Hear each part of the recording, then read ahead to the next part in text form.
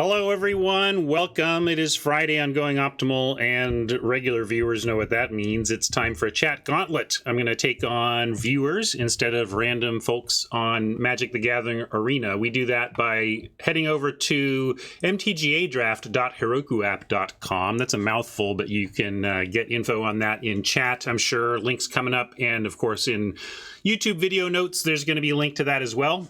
That is our third-party website made by our friend Senryoku, and it is a place you can draft all sorts of arena formats. I mean, all the normal stuff there too, but you can upload your own cubes. You can upload your own custom sets. If you wanted to take a crack at making a master's set of all the cards available on Arena, for example, define your common play sheet, your common print sheet, your uncommons, your rares, your mythics. You could actually make literal Magic booster packs using MTGAdraft.herokuapp.com. It's a very powerful website, and we use it here on Fridays, though. We draft on it using this and then export the draft results over to Arena, and by importing them into Arena, we can play the games without using any of our gem and gold resources, and we get to play in pod.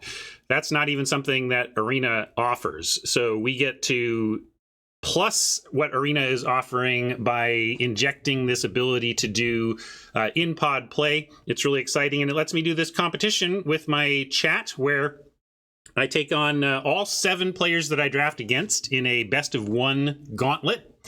And we see who comes out on top with 4+ wins, whether it's me or chat. There's some shopping prizes for 5 and 6 wins for chat, and if they 7-0 me on a chat gauntlet day, then chat gets to discuss how my hair should be cut. And so far, chat has not gained that power, and I'm going to try to keep them at bay again today.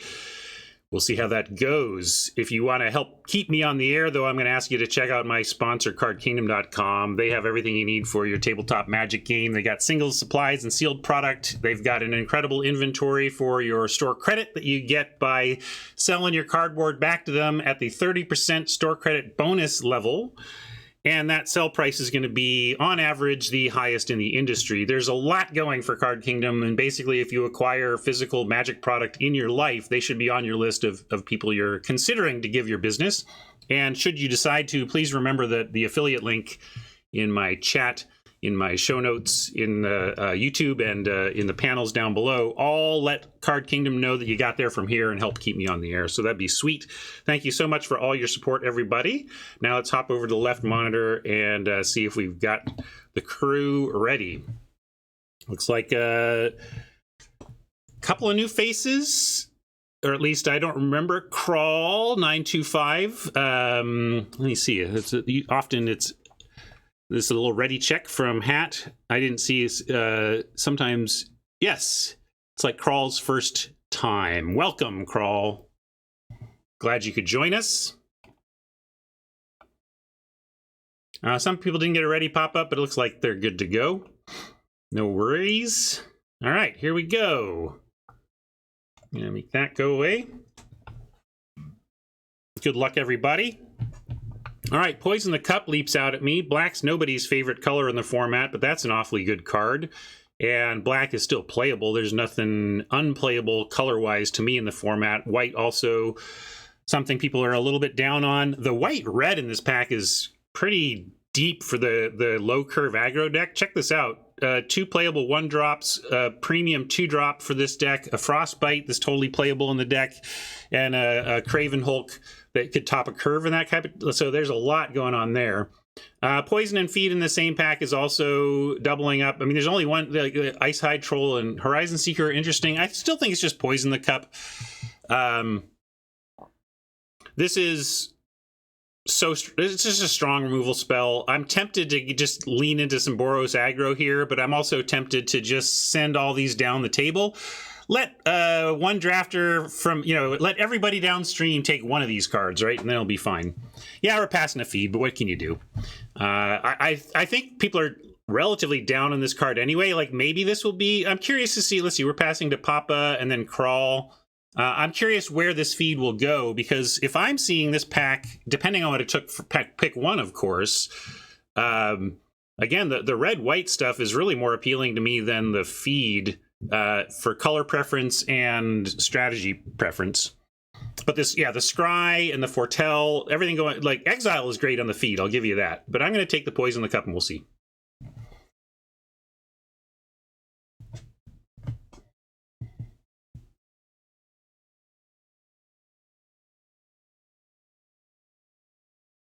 This is the red-black dual land.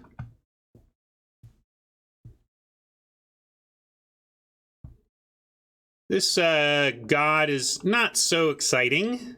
I think we can let that go. There's a feed here. I like just following at the feed. Cut the black, match our first color with an excellent spell. And if we weren't to take that, what are we even taking? Lindy's interesting. Another Raptor for the lowdown. There's Frenzied Raptor, which is interesting. Helm is good for the lowdown. Again, there's going to be some good-looking Boros decks from these first couple of packs, maybe. Valkyrie, I'm not super interested in this until I'm like half snow. I mean, let's say you have 2 snow and you never get to 4. Are you really happy holding up 2 mana to threaten +2/+2? It's not that great. But we could end up there. But I think just taking the clean feed to match the poison is the place to start. And Lindy's pretty appealing too. But I'm going to try and carve out the black lane here with a couple pieces of good removal.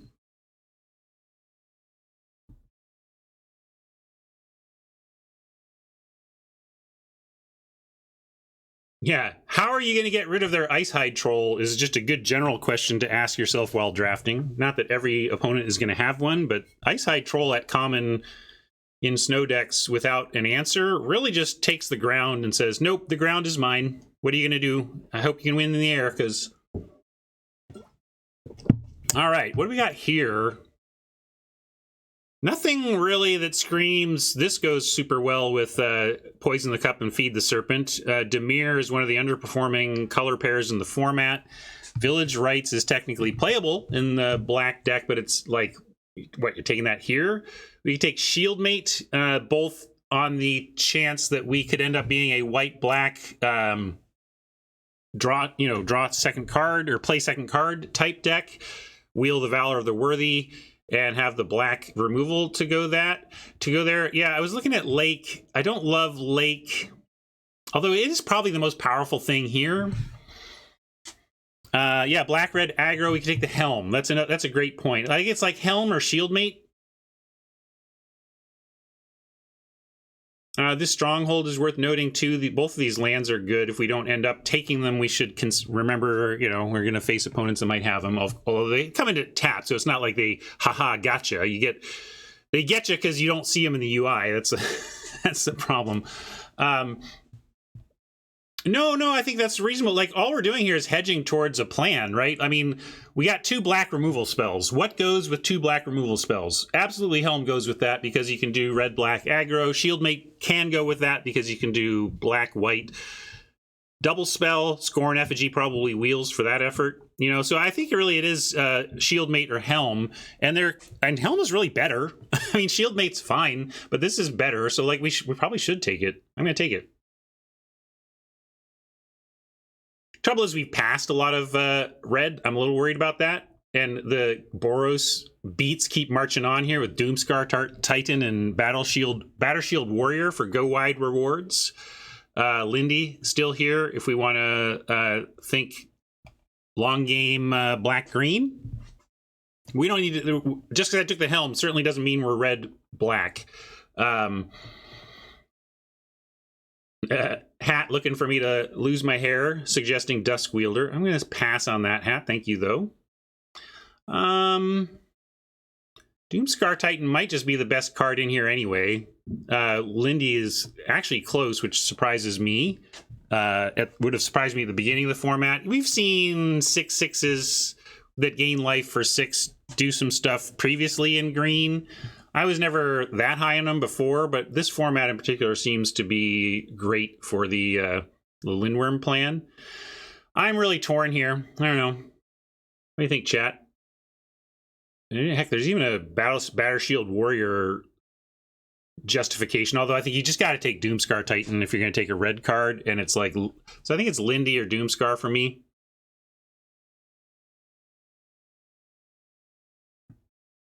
All right, we'll take Titan.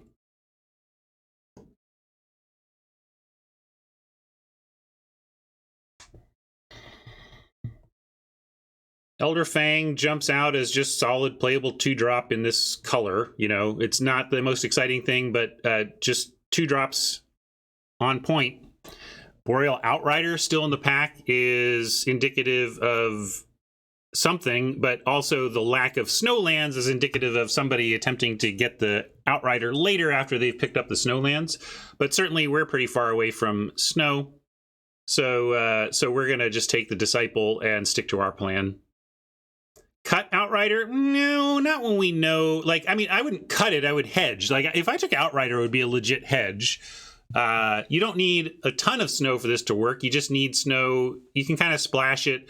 But the thing is, I don't have a green card yet, and this is just such a great playable in the color that we're most likely to be with the poison and the feed, so I'm going to take that.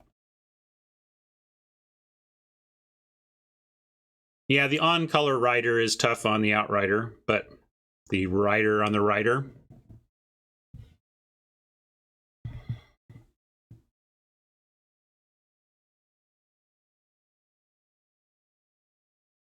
Yeah, pack has been rough. Probably got to be black or red. Don't necessarily need to be both, but then, you know, Cardor is fine.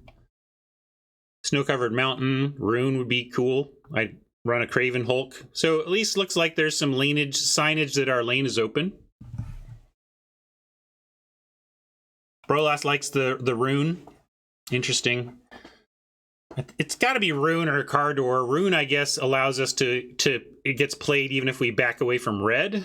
But Doomscourge, while it's not incredible, the Lura thing does matter. I'm going to take the Scourge. But good point. Like the Helm means rune goes up a lot because you can go turn 1 Helm, turn 2 rune. That's a great sequence.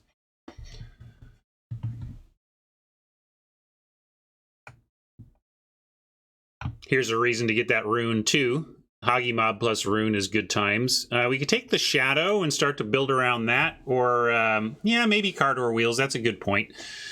Another Disciple though. Kind of like Disciple number 2.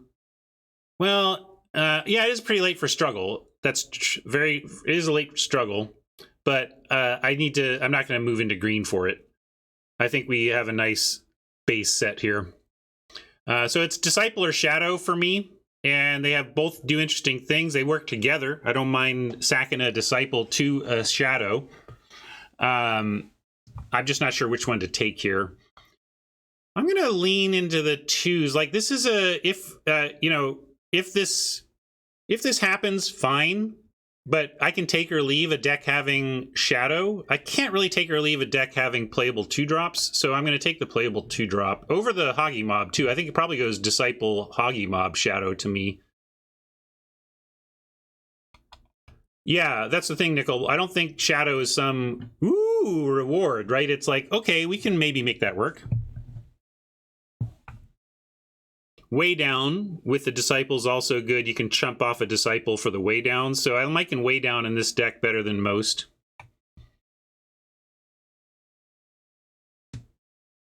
A lot of white still left here. It's not great white, but worth noting that the Boros still seems to be... The Boros colors are available. They're just not available in quality there, so it's hard to say what that means.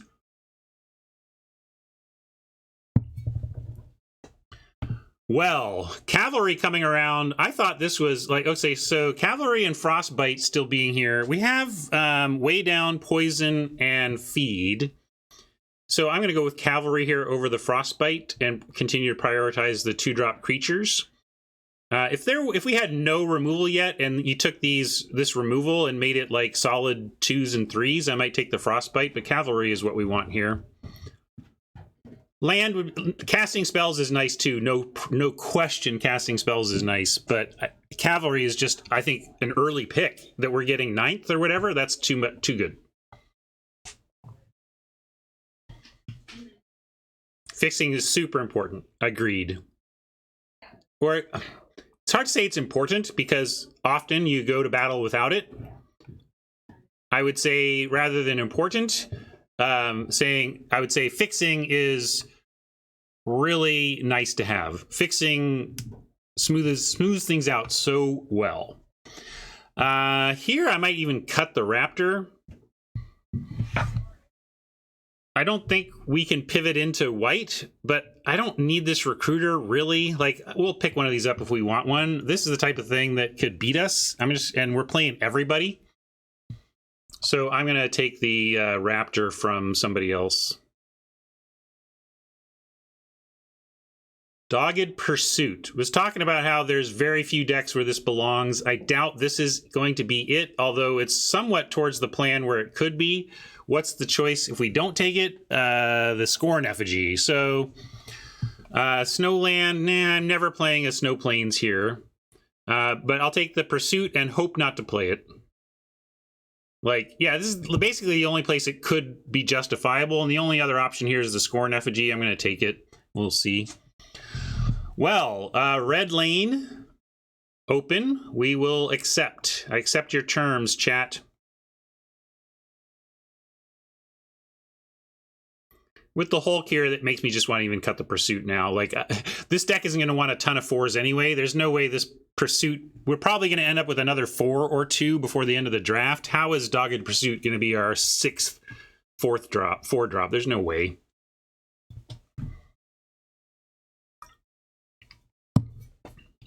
I'm not going to take that. I don't think we're going to play it. Warhorn Blast is another one where I think it could beat us. Let's just cut the thing that could beat us. Iron Verdict. Wow, maybe I take Iron Verdict and we pivot to Boros? What the heck is going on here? But Snow Mountain does set up for... I mean, we're red. Like, I wouldn't mind a Snow Mountain, but I just feel like if nobody at the table is taking white cards, maybe I need to, like, put them back in and consider this. And then we get a Righteous Valkyrie to continue to test that theory, but it's not that great. Really, this is often a 2/4 flyer for 3, which is quite a rate, but it's not even better than a Demon Bolt. We're just going to take the Bolt.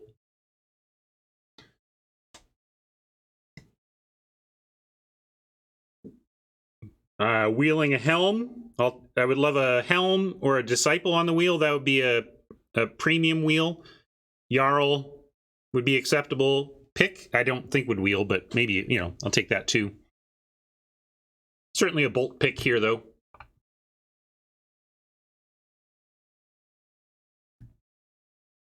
Pup could wheel, yeah. Pup would be another... Yeah, I'd play Pup. You get hyper aggro with the Pup. But I want more equip. Like, we'll see what we get.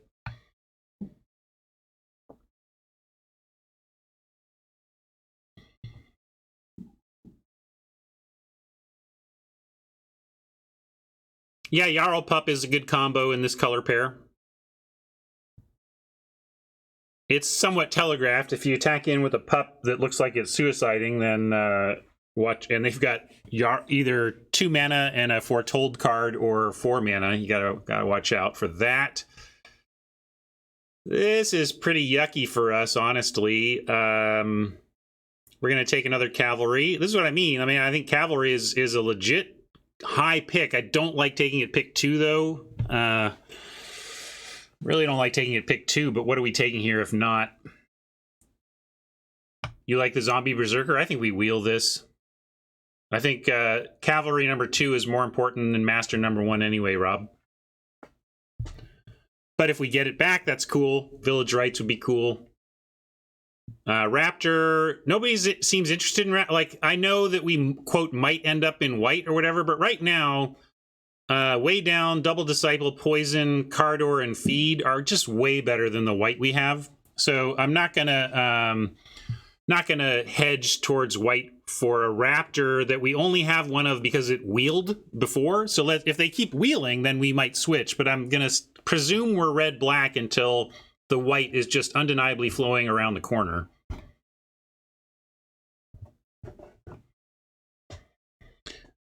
Although here we got, Bound in Gold Doom is probably the best card in the pack, but there's another Doomscar Titan. I think that's probably fine. Yep, I'm gonna take it. It's a Berserker. We're definitely Yeah, I just think we're red black. It's I don't know. What would have to the packs would have to both dry up in red black and put tempting, and then the best stuff that's left is clearly white. Yeah, pack 3, pick 1. Starnheim could be a reason to pivot for sure. Yeah, there's still a chance just because, but it depends on what the table tells us here. Right now, I think we're highly likely to end up red-black, but white is not completely off the table, no.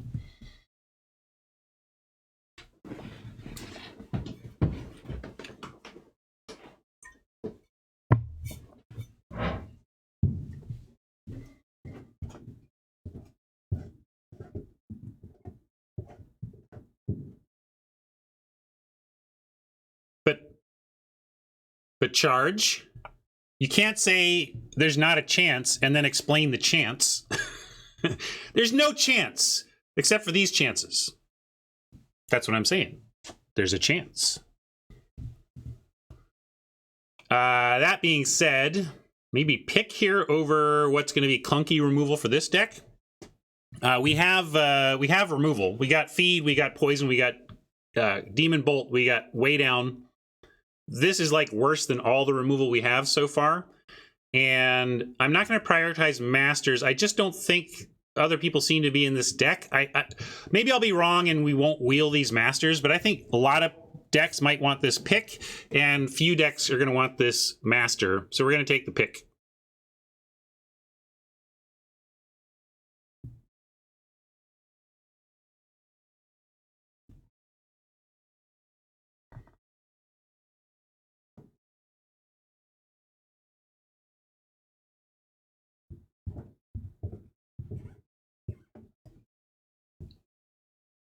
I hear you, Charge. I'm just being pedantic.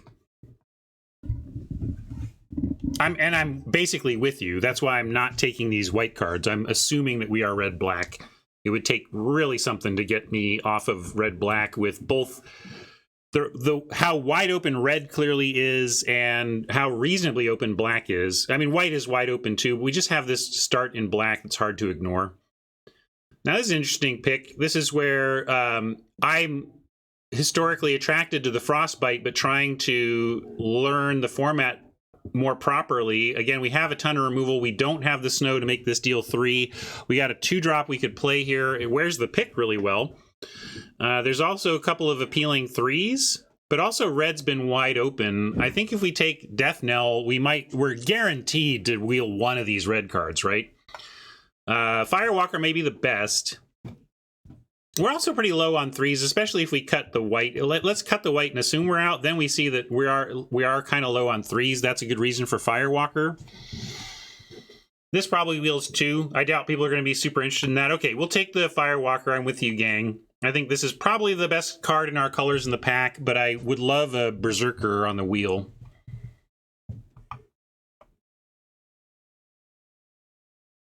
I agree with you in the abstract that that Death Knell will wheel more often than Firewalker, but you'll remember that with 4 cards left in pack 1, there were 4 red cards. I believe that red is just hyper wide open, so it's changing my perspective on what out of a pack might be the thing that wheels. But yeah, now we take the Berserker, as there is nothing else for us unless we're going to hate draft, which we're not going to do for that.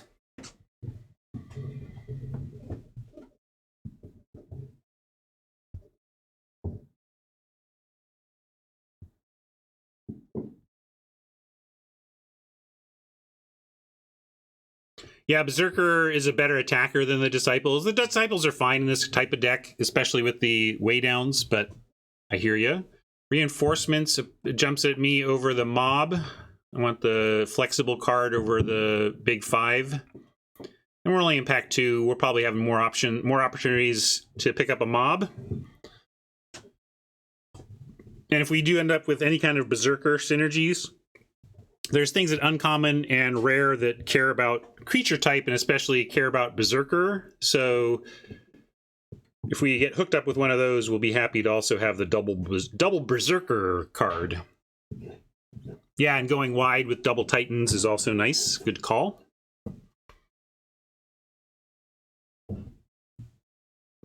Pretty blank pack.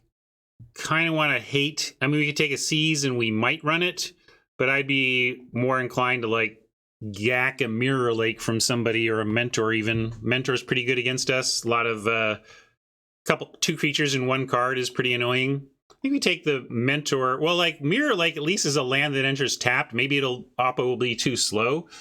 Like, yeah, you're right. This is the most powerful card, but it also might be the one that our deck lines up against decently.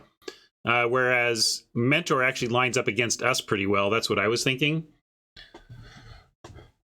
So it's a hate pick either way, which means it's a narrow pick either way. I'm going to go with my gut, but I hear you. That's not the best card in the pack. It's the one I'm most scared of, I think. Let's get it out. Pup did come around on the wheel, so we'll take that over anything else here.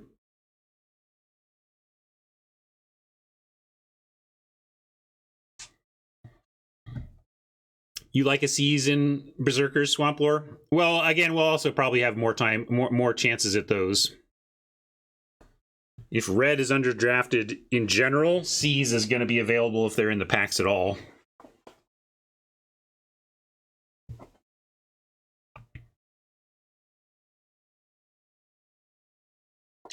Dual Strike can be good. Yes, but it's unlikely to be. Looks like nobody is red green or red blue giants is open this draft. I'm gonna take it. Yeah, there's a world in which we splash it, but certainly in case there, like, I can't fathom that somebody who is in giants didn't take this the first time around. So maybe I should just take the Raven. This might actually help somebody. But someone also might pivot. Yeah, I don't know. You could pivot to this. I don't know. I'm taking the Freezing Flame, and we'll pick up a mob here over a Village Rites.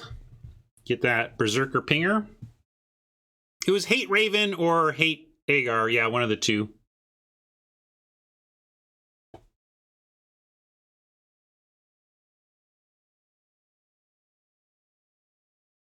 Yeah, so like, let's say I managed to copy a Demon Bolt. I mean, that's great. I turned that uncommon late pick into an early pick, but there's a lot of setup cost to do that. And the times where you're stuck holding a copy a spell card in your hand, looking for removal, looking for something to copy is devastating.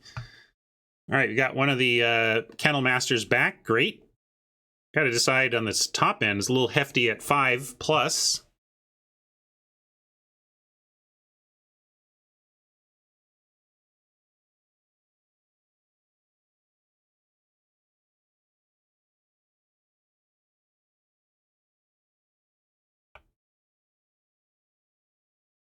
Yep, we'll take that.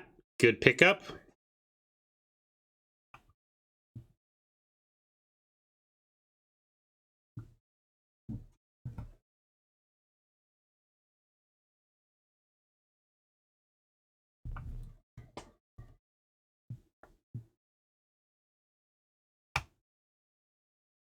Take a... Well, actually... Whoop.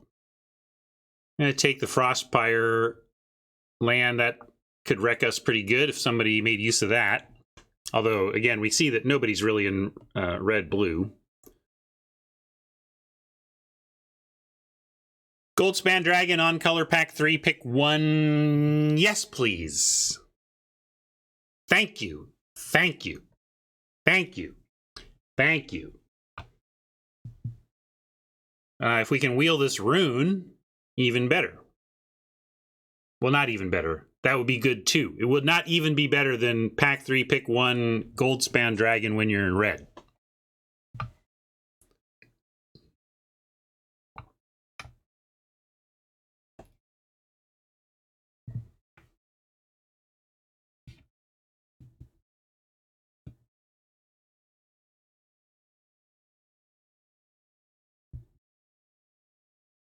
Are you sure you set the no bombs setting? Maybe you picked the wrong seat, Hat? Maybe you've accidentally gacked like Papa Giant or something.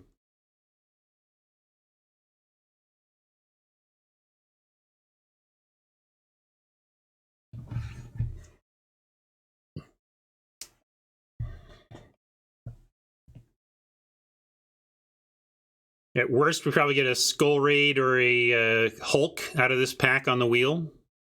If Raven Wings comes around, got to decide if our deck wants that equipment. We have Helm and Pick right now.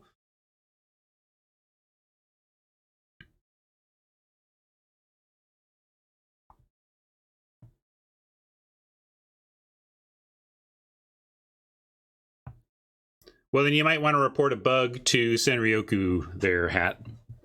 We can go for the rune now. We do have a Hagi Mob to hook it up with, but I do just like a cavalry still. I'll take as many of these as I can get, really.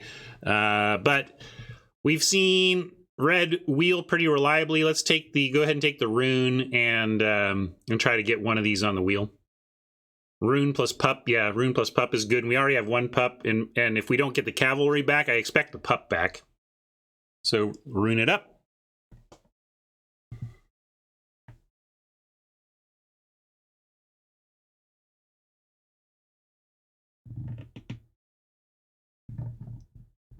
Not at all, Chris. It's important. It's extremely important. Because remember, aspirational play coverage, like coverage of big-time Magic events, is an effort to get you to want to play Magic. And it's an effort to get you to want to be like those top players and emulate their success in your game. And part of making that work from a design standpoint is making sure that what players are seeing and aspiring to is what they then have available to them.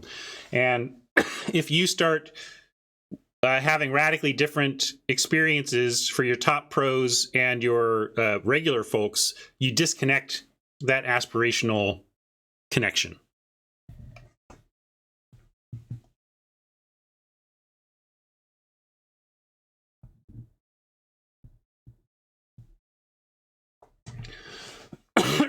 Another car door. We have other options as well. We just take a cavalry and probably wheel the car door. People are passing the red cards. They're certainly passing the red-black cards. I think I like cavalry and then wheel something else. Sage, I'd take on the wheel as well. This is going to this is reasonable because we have the Berserker thing. Like playing Sage is going to do a nice drain and could be some reach, but I still would rather just have a cavalry here, and then we'll see what wheels.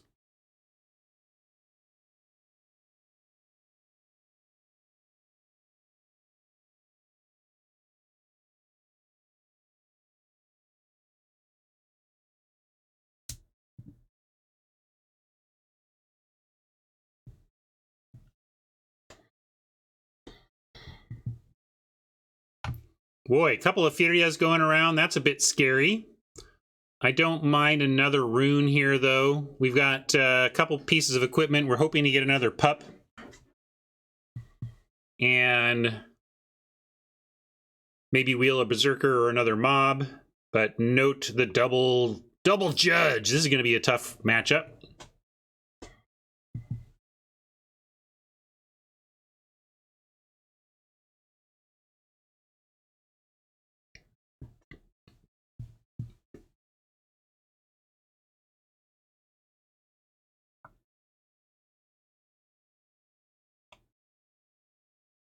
Ooh, now I want to make a deck that's around the food mechanic from Eldraine that is green-blue, so we can name it Food Coma. I start with a name and then make a deck to fit. That's kind of how I work constructed.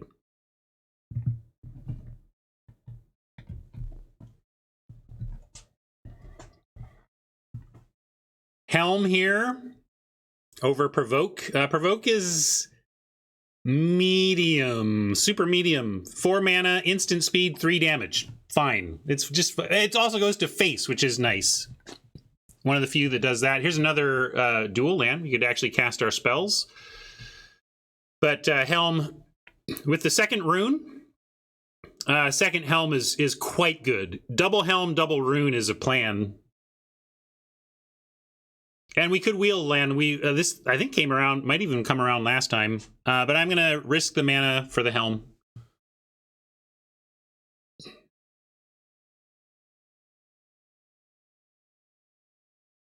if we were low on interaction, I would go with Provoke. But we haven't picked up a lot since early, but we still have the Way Down, the Demon Bolt, the Poison the Cup, and the Feed. But we really have kind of stalled out from there. So it's, I mean, we can throw these, we also have a Rune of Mortality on Hoggy Mob, right? But I'm talking straight up removal. Here we're going to take Ob the Hammer. Oh my God. Trample Death Touch. Put a Rune of Mortality on Trample. Equip. Deal 1 to your creature. The rest goes through. Thank you.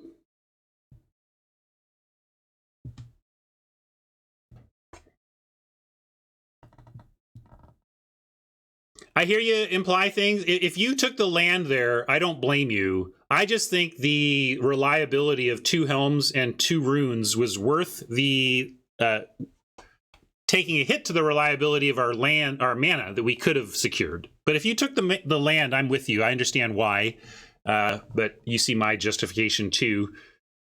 We both want consistency of a different, but just different kind.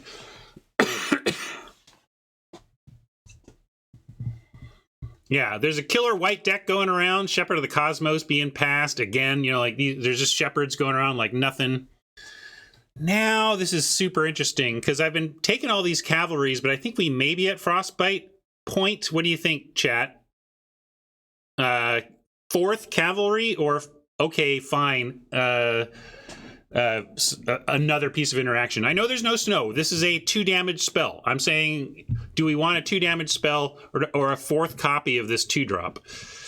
I think 3rd I would probably still take cavalry, but on 4 they you know, I think we can take the shock at this point and feel good about that. So I'm just trying to keep my head in check. And not just default prioritize 2 shocks over 2-drops. But I think that was correct there. And a Firewalker is a nice pickup here, although there is a Village Rites, but I'll take card advantage via Firewalker over the Rites here.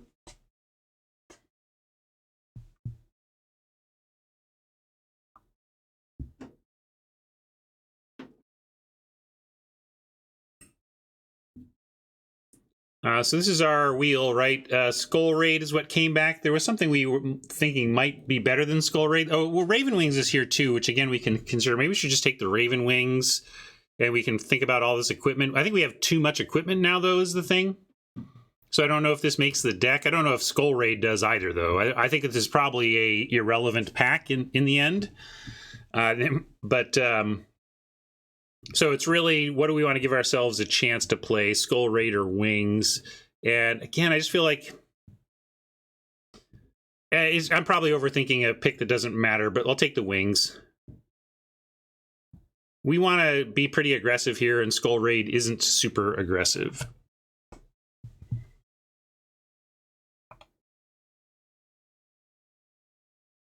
And 4th Cavalry anyway? Sure. Furia comes around, so nobody's doing that, I guess. Nobody's letting this go by if they're black-white. So I guess nobody's in black-white and nobody's in red-blue. So Teamer, Snow is clear. Although red's wide open. I don't know. You'd play the vehicle? Maybe. I don't know.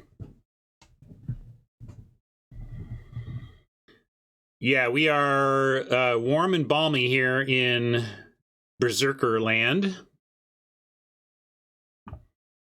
Another Kennel Master to choose from. A lot of choices. Iron Verdict still here for the White Drafter. I'm going to say the White Drafter.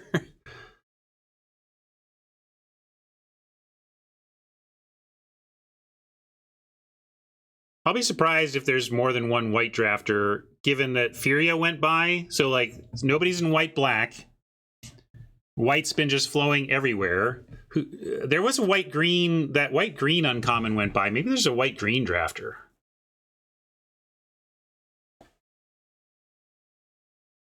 Yeah, aggro decks don't want Iron Verdict, but I think aggro decks will play it if they don't have anything else to do. I'm going to cut this just in case. I guess this is kind of annoying. This might be more annoying than Furia, but I fear ya, Furia. Hey, look, we did get it. Get in my deck. Fixing. Love it.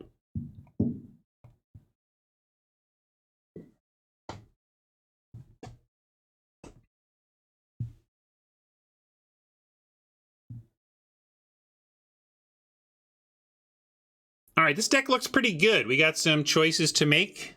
Entirely correct. Last pick, terrible Arnie Slays the Troll. I'm just trolling because I was disagreeing with somebody about exactly how good that card is. I'm never cutting this in a red-green deck, but it just disappoints sometimes. Pocket Nebula, we could have had 5, but we went for a Frostbite instead on the opportunity for the 4th, and then a 4th one came anyway. So I think we want to be pretty darn low to the ground, given all this. Doomscar, like, boy, these 5s, something's got to give at 5. Note the Doomscourge didn't wheel. That's interesting.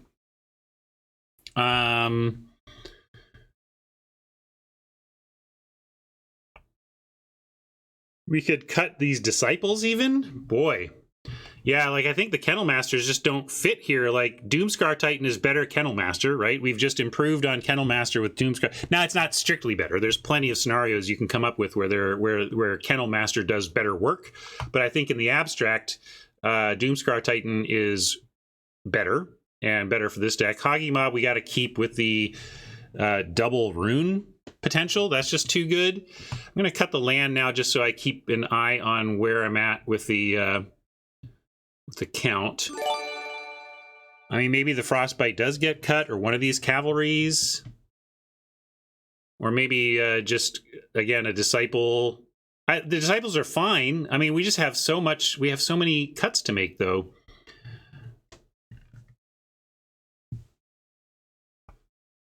Yeah, we could mix it up and have one of each. But in general, I just think this is better and would rather have a better shot at drawing my first Doomscar Titan. That's how I feel. Yeah, prioritizing early red makes sense, but the with the rune, I mean, you cut the way down then and keep the Frostbite. Now we probably cut a piece of equipment. We could cut a, well, I like these 4. Hammer, pick, helm is all very nice. Maybe the pick could go, because really the double helm, double mortality I'm not letting go of. So if we're letting go of equip, it's either pick or hammer. Hammer too great with a rune as well. So pick becomes the 4th best equipment. So if we cut that, like if we add a 4th equipment, it's one of these 2. And Wings certainly solid in this deck, right? We're not flying except with the dragon. And yeah, maybe Wings is like, as much as we want to be on the front foot, sometimes we're not going to be. And Wings allows us to block flyers without having to use our removal on all of them. Gdanmore acting like this is a regular thing. I have not been red-black for quite a while, but since you have said that, Gdanmore, I'm going to debut something for you. From, I gotta find it. If I can find it. Where is it?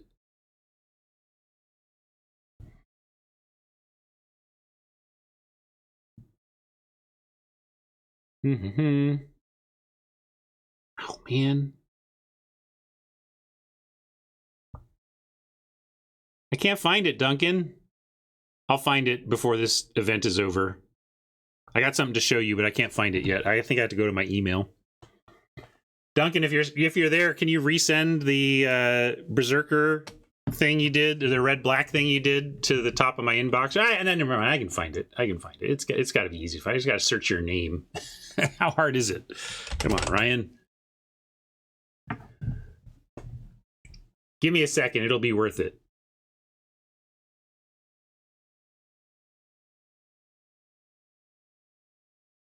Okay, so that's what it's named. Maybe that's the reason I couldn't find it.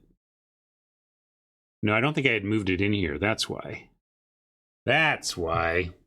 All right, so here you go. And now for something completely different. Red, black, aggro. The red-black is a really good place to be, I think. Red and black. Format's trying to make me red-black again. I've been having some success with red-black. We are red-black. Does red-black seem to be open all the time? I keep ending up in red-black. Do the Rakdos thing. Little montage of my early format results around here. All right, now we're down to 26 cards, 26 spells. And we're best of one-ing it in Arena, so I'm willing to go 24. And I got to figure out final cuts. Could drop a Berserker.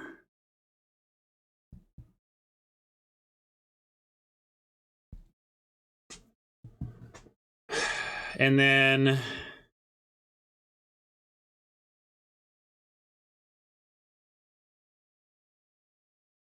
what else? Kind of feels like it has to be something up here in this high end, but it can't be.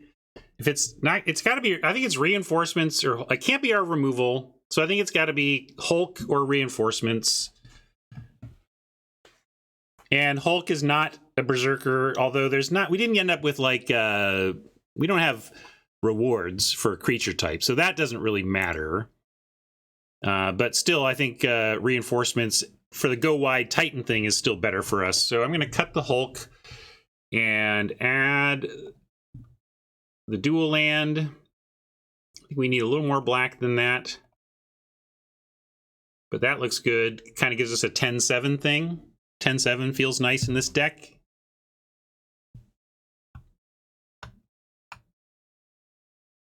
I'm keeping the mob because we have double rune, and rune on mob is legit if you can get it going. It kind of ends the game. I mean, it's not easy to get going, but if you do, it's like, and they're all playable on their own. It's not trying to make bad cards good together. They're good cards that get game winning together.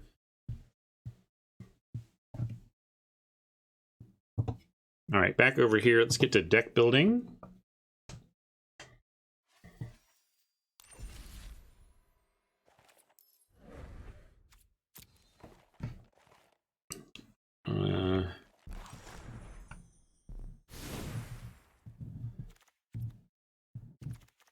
We'll call this format comfort food.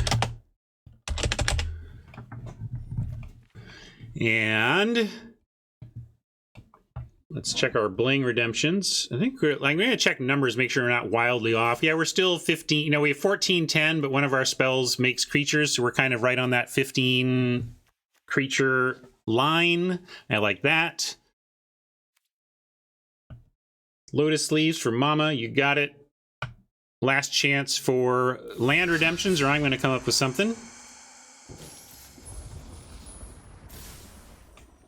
6 swamps. 1, 2, 3, 4, 5, 6, 9 mountains.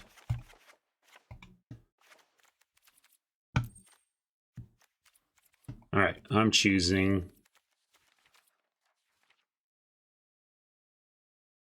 I'm gonna go. Oh wait, we have it. We can do it. We're doing this. And this. Yes, finally. I think this is the first time I've ever broadcast with using these lands, because I keep forgetting which pair I have. Or which ones I have. But Grixis is the answer. We have the Grixis versions. And dragons are hungry, so you can be our comfort food box. Hop over here and... oh, maybe that's a prediction. Free memes, free memes. Oh, 41, that's a mistake. Let's go back and fix that. I thought we were, oh, it must have suggested on the land front. Here we go. There we go. Yeah, too many mountains. It's like, I thought our spell count was there.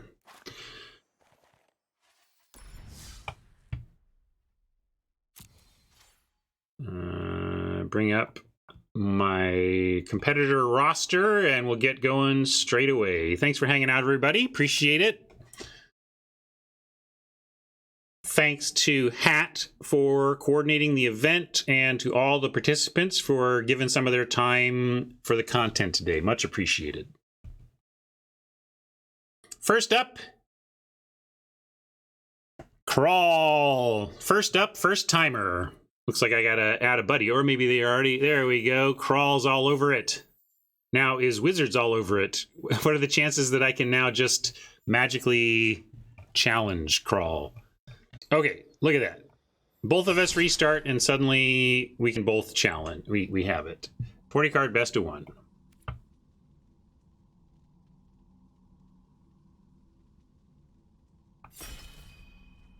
Telling you, you haven't done anything if all involved haven't restarted.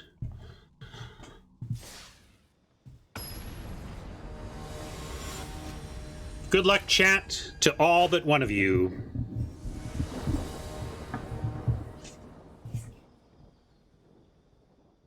All right, we can keep this. Looks good. Needs a little land, but we'll get there. Fixing already matters. If this were just a mountain, we'd be keeping nervously maybe, but really great to have a swamp.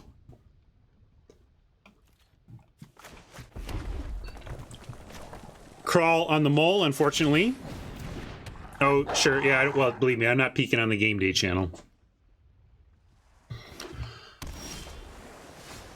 Ooh, now I'll play the regular swamp because we might want to play the this pathway is a mountain, like if we draw a, I don't know, some helm or something that we want to do on 2 red on 3. I can't think, I guess maybe a shock. That shock could be a thing that we do 2 red on 3 for.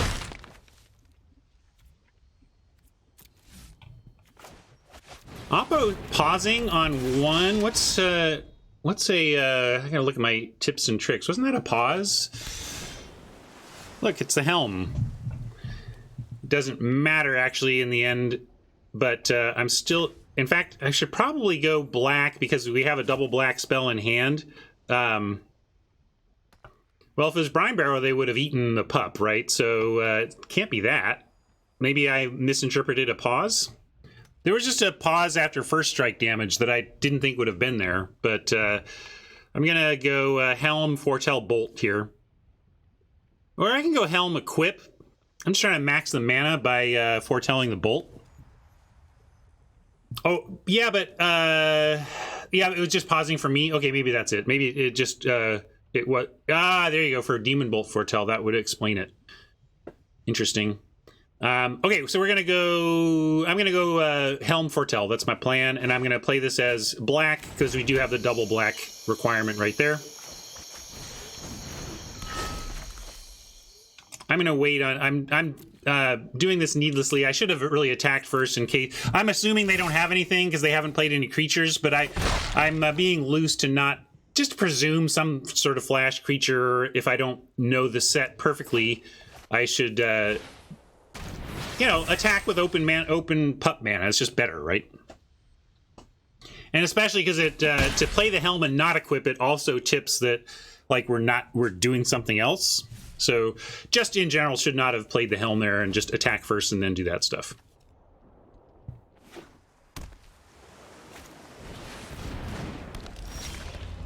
Mistwalker. I like, since we're 1 away from making the Berserker and we can bolt and equip, I think just bolt and equip here and get in is fine. The other option would of course be to hammer for no value and equip, and then we have attacks, but they're not great. They're just okay. So I'm going to bolt the troublesome Mistwalker that's really great against aggro anyway. Suit up the pup and get on it.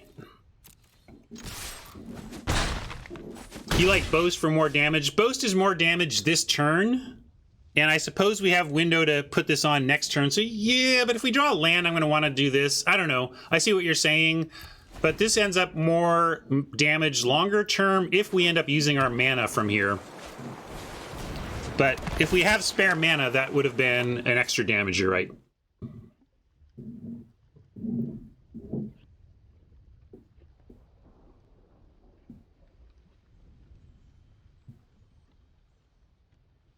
Hopefully we find a basic land and we Dwarven Hammer, make the thing, and haste it. We did not, but we can send in... Well, we could feed that and get them to 8. We can also just send in the pup. We can even send in the cavalry and offer it, but I really love the idea of giving our 5-drops haste when we find our land. My question is, do we bother serpenting to get in 2 here? Probably not. I'm going to send in pup alone because the cavalry feels too valuable. And I'm going to go ahead and boast when not blocked.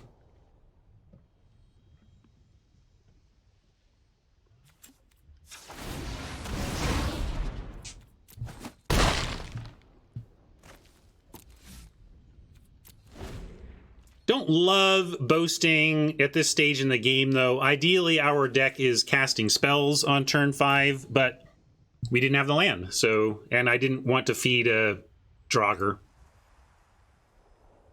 When our attack, we had a solid attack anyway, so we did what we had to. Kral having worse luck with the mulligan. We'll see if we can punish that. All right, there's our 5th land, big time draw. I like starting with the hammer, although there's potential counter mana available, which is a concern. That could be a reason to go with the mob. If we think the hammer is more important. Actually, mob into hammer makes some sense too. Because if we have to re-equip, like if they block and we have to re-equip, then we don't have extra mana to mob. So I'm going to go with the mob first. That's because of the re-equip factor. And if it's a counterspell, I also would rather resolve the hammer. That's interesting. Again, a clear pause there. Not sure what it's about, but it's not going to change my play, which is to haste up the mob and send both creatures.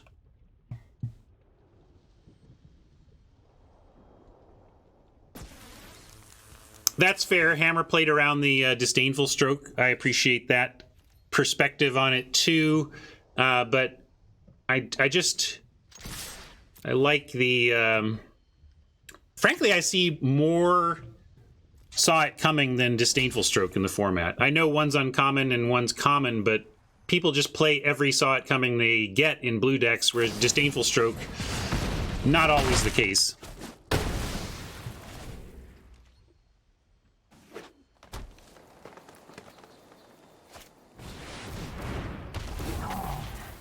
Bergie, solid. That's going to stop us from hasty hammering, but we do get to attack in with Fearless Pup. We could just feed the Serpent, but I'm going to save that.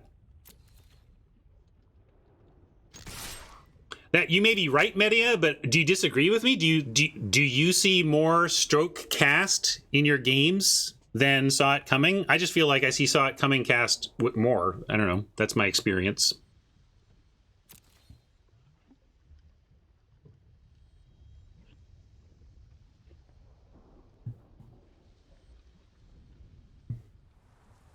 They're trying to decide if they can go to 2 if we decide to pump, or whether they need to make us spend our turn doing this, which I'm fine with. Oh, really? Huh. Well, we just had different experiences, Media.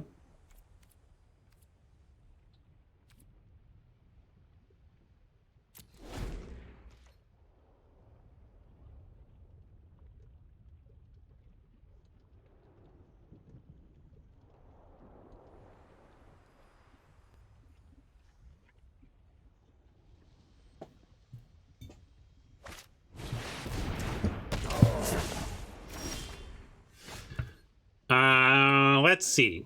Well, given that they left us the cavalry, let's just go ahead and... we can't win, but we can force the hammer block, so let's do that.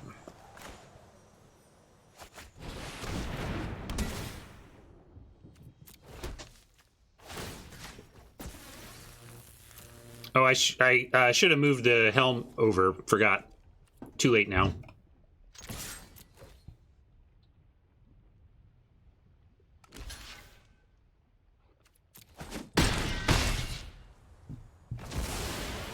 I don't leave it there because most likely we will be attacking with the pup next turn and we want it there.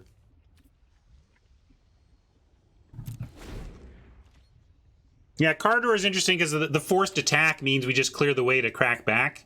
But I also just like, I mean, I don't know, we keep playing stuff out and hasting it up, and it's going to be good for us, I think. We're not out of the woods yet. There are some, if they did crush the weak here, that could sweep the board. We can rebuild pretty solidly, but, you know.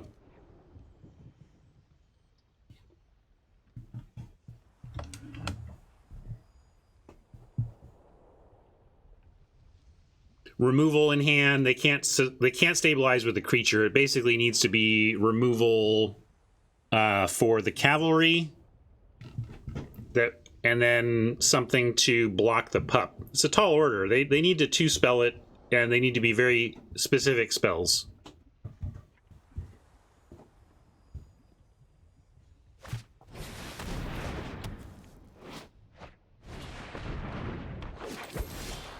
All right, not going to be enough. Looks like we have, yeah, just feed and go.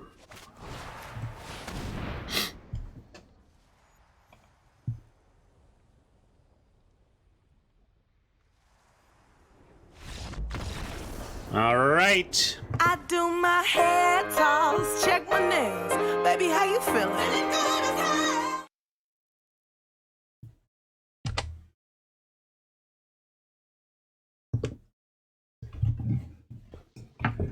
Good game. Welcome to the Gauntlet.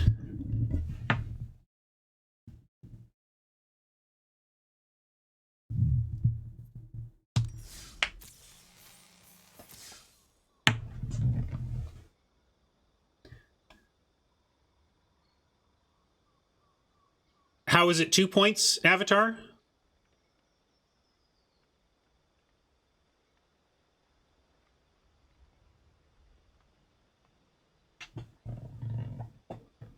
And that gets a point. Yeah. That's 1. Trample. Okay, there you go. Just didn't... it was far away enough that I didn't have the board in my head. Good games, Travis.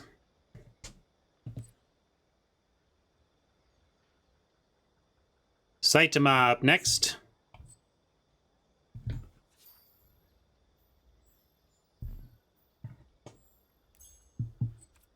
Oops.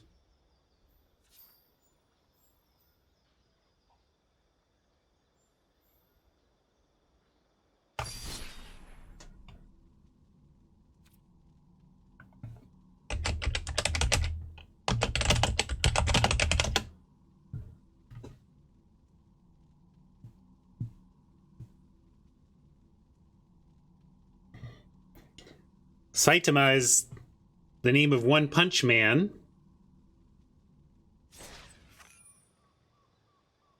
Which is an anime I recommended. Now, Hat said that Hat felt One Punch Man is like kind of deep anime. My point is that if you're a fan of the Tick, One Punch Man should be right up your alley. It's kind of that superhero goof, like spoofing superheroes.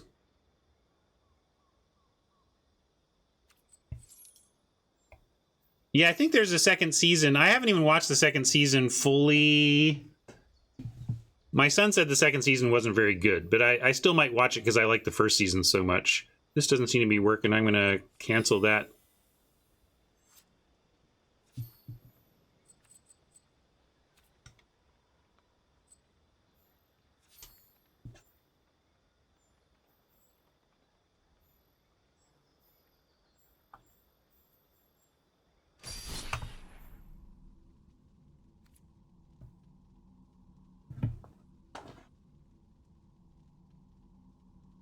Trying again.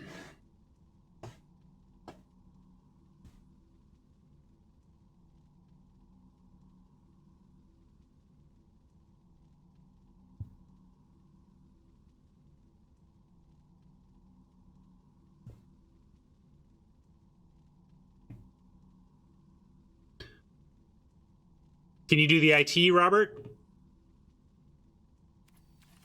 Robert says get on with it. Oh boy, am I trying. Let's try... Okay, there we go. We got there. We got there.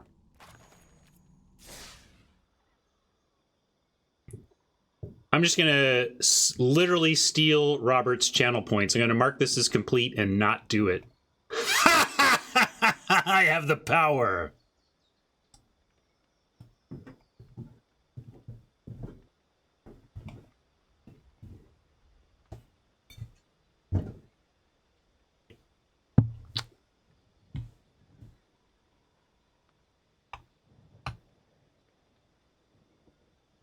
Well, I thought we were on with it.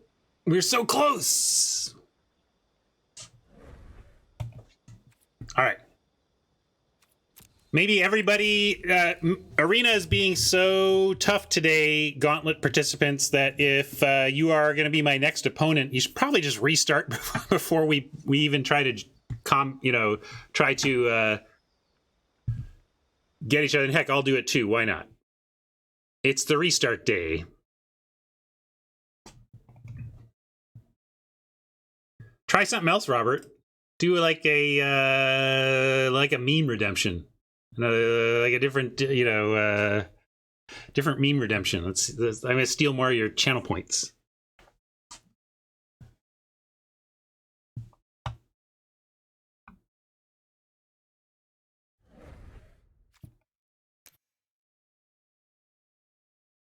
Well, I said restart, and now I can't get back in.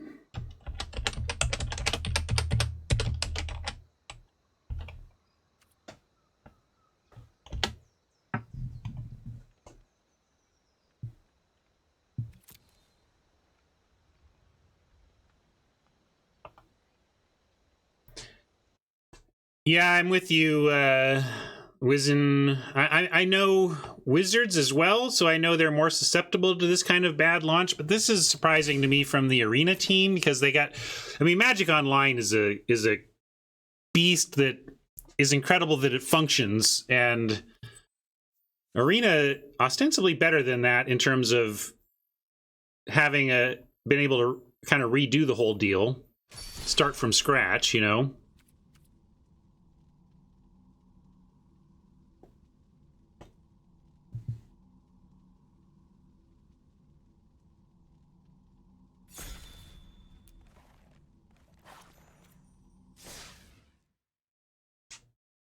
Easy.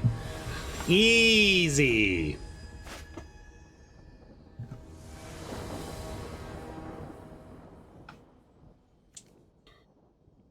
All right. Solid keep.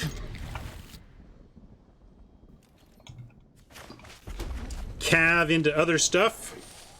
Probably cav into Foretell, although we'll see. I do like getting on board here. Never mind, new plan. I'm going to offer up... I'm going to go Disciple, because Disciple is such a great block on Usher.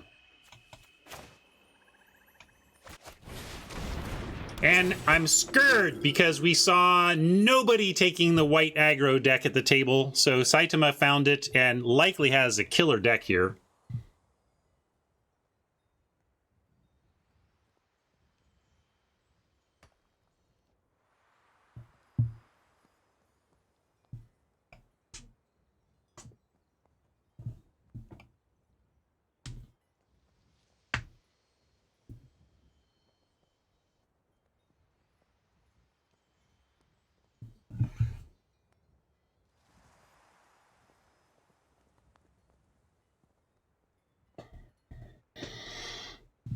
Tough choices, that's good.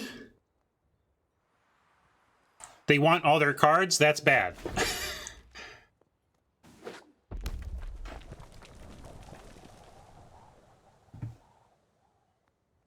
Not only the white aggro deck, the Boros aggro deck that we thought was looking so good. Blocking all day, every day. I don't care whether it's a trick or a trade. We'll take either one.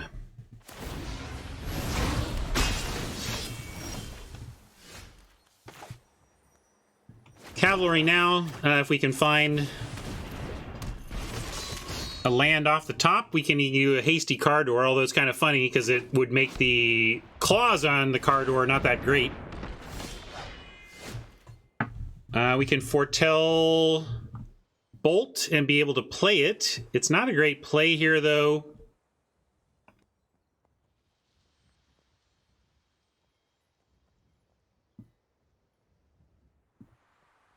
How about Demon Bolt, foretell, and pass? I think that's what makes sense to me here. Not with that mana, though.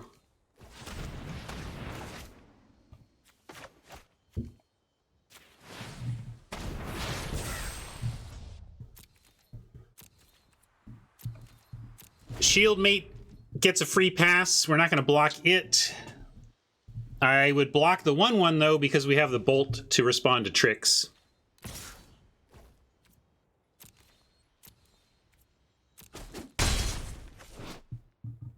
Looks like Anime Nahiri.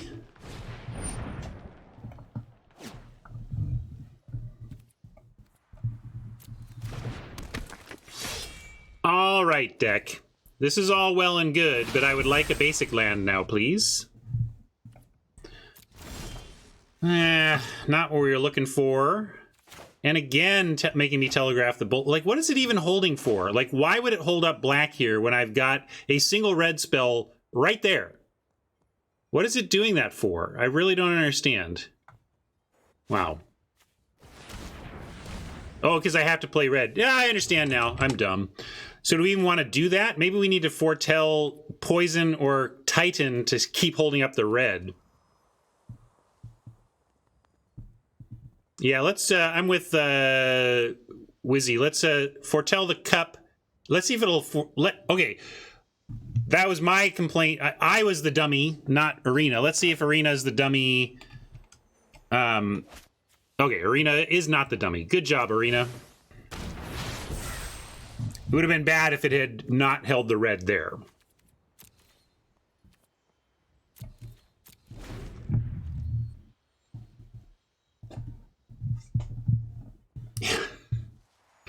Look, we've all been there. Not all of us have been there broadcasting to dozens, if not hundreds, but we've all been there. Why is this thing broke? Oh, it's me. I'm broken. Okay, shut up.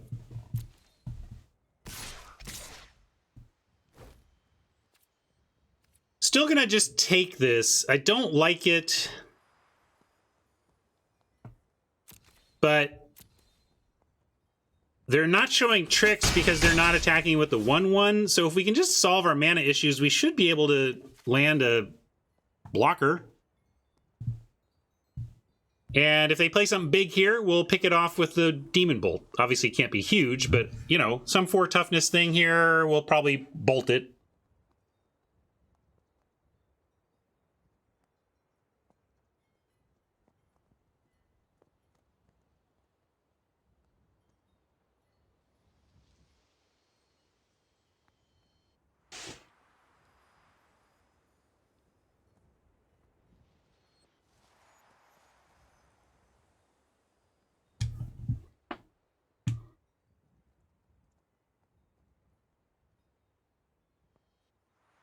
Saitama in the tank here, maybe trying to figure out, you know, exactly this. Like, they probably smell the Bolt, and they don't have value for the Shepherd, and they're trying to decide whether to commit. I get it. I think you just have to kind of go for it. And, oh, they do get value back. Sorry, I was thinking, I somehow didn't see their graveyard. So, yeah, I like that a lot. I mean, they get they get the Usher back. We hopefully are going to have blocks on it, but I'm going to bolt the Shepherd as planned. And at least we have blocks for this returning Usher.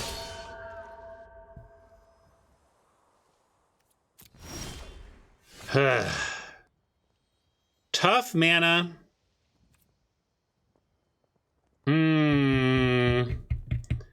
With the multiple calves, I'm almost on Poison the Usher and block a Shieldmate, find a Mountain, and then double spell after that. So I think I'm going to do that. Put pause here and do it on up. I guess we don't need to even pause. Like, we don't need to wait unless I'm trying to catch a equipment or something, which is possible. I would rather avoid some protection. I'm not sure what white red has to make that protection. There's not a lot of, like, there's not reactive spells so much in white in this set, but I'm not going to waste time. I'm going to do it. Helm is potentially keepable. Yeah, I'm going to keep the Helm and the land, although we have a 5-drop. I guess we can't keep the Helm. We're trying to cast 5s, so I can't. I got to look for even more land.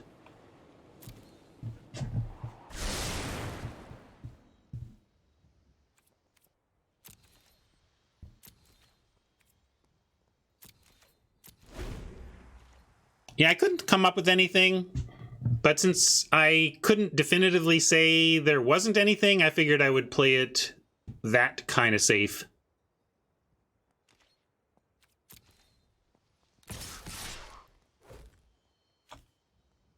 Yeah, now I'm going to make this trade to save a little bit of damage in anticipation of spelling next turn, although... Yeah, you could make an argument for just trying to, like, play Doomscourge and start eating, but I think we can do that anyway and still want to make this trade.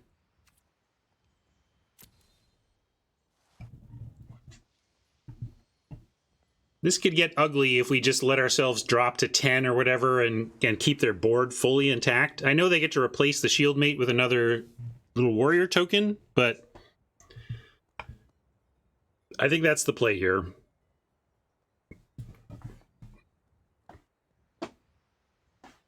Getting a little chilly, looking for a hoodie or something.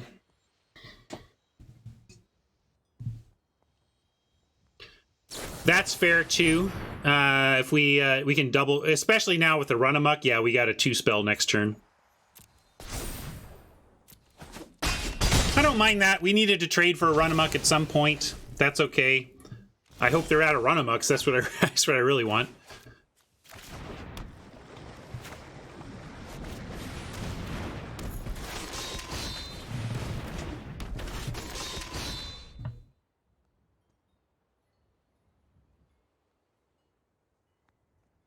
Warriors are blanked by the 2/2s, but are we blocking them all? I think I block one, but not both. I'm going to keep one, block the other.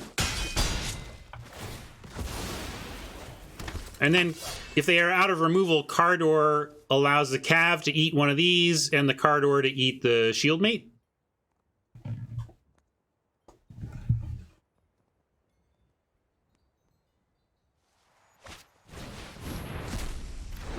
Saitama's deck looks great. Surprising none of us. We all thought that this was that the white deck was wide open at the table, and somebody was going to get there. But gotta go. Mob maxes the mana, but Cardor forces the eating that we want to do.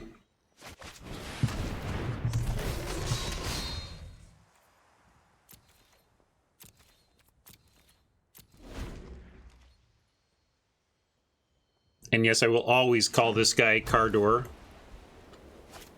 How can it not? How can you not? Great deck, Saitama. We knew it was out there. Passing all these bound-in golds. It's like, well, can we beat the other decks? Because we're not going to beat the aggro white deck. Especially not with the mana issues we had. Now, if I block here, we're not dead. I don't know how we win if I block here. If I block here, what's our draw to get out of this? There's like nothing. So yeah, we're just dead. I'm gonna do this because like it doesn't matter. Yeah, we do gain a life, but it's not enough. There's no draw. Oh, there's a draw. Sorry, I mean we get the flyer, but we're still so we can flyer and trade. But I guess I just mean like I don't see how it. Oh, wait, I'll do that at instant speed, though. You never know. Maybe Saitama will just swing in with the flyer because it's such a guaranteed win. I don't think it's going to work because it's exile. Cardor is like probably dies. Yeah.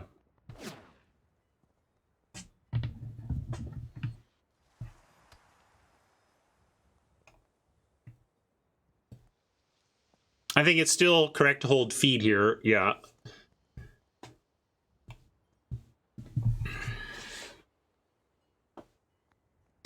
Then what do we do?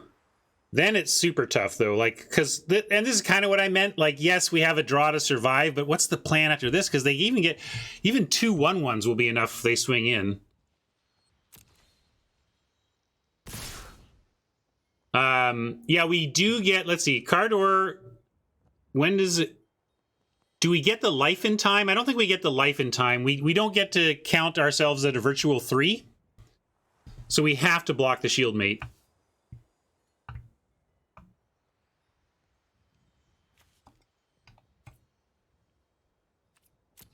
I think someone might have been thinking that we get the life from Cardor, but we don't get it until after combat damage is resolved.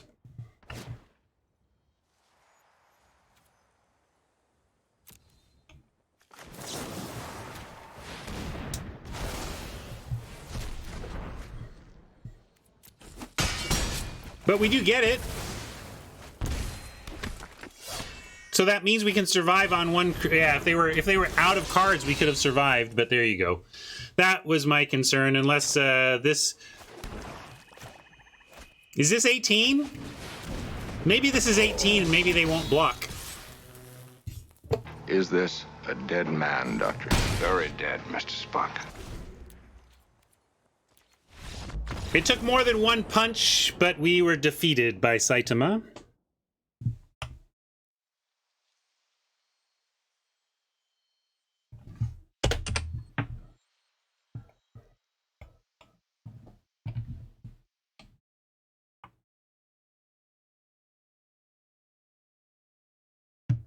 All right, I'm gonna just try. You're gonna see if challenging Pablo or Quantum Optics works here. Maybe it'll just work. Sometimes.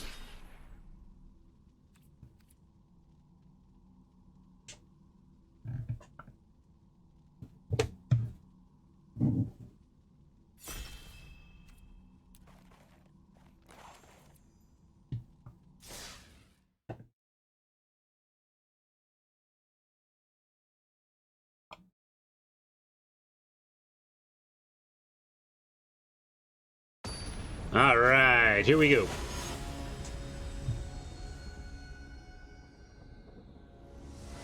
I like winning games of Magic, but once the hair is safe, I'm a lot less concerned about chat wins. But I do like winning the week. My pride is still intact. Let's keep this. Not the best start, but good enough. We have a 2. We have a 3 if we want to just throw the hammer out there. I don't know about that, but we could. Ideally, we find something else to do by 3, though. All right, we were thinking there might only be one white deck because it was so open, but looks like 2 people managed to find their way to it. Hey, Stella! Can't you hear me yell? Missed it by 1 meme. You got a free Stella. There's your meme, Robert. You know what happened with the DRE?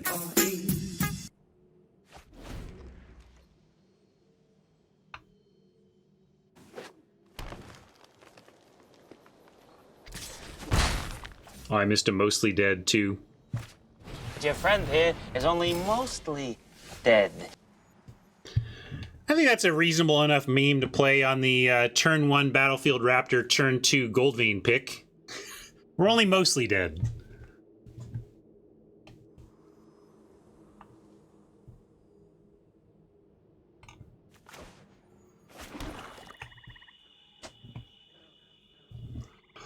So we are in a spot where we have to decide whether it's worth hammering. It might be. Our next turns are pretty locked up, although Dragon should come down and help us with the Raptor sitch if it lives. Note this white-green was calling out that very powerful white-green legendary uncommon was in the draft, so... Now, it's just it's a reference to a real-world meme. Look up "deal with it" meme, and then you'll get your answer at the know your memes site.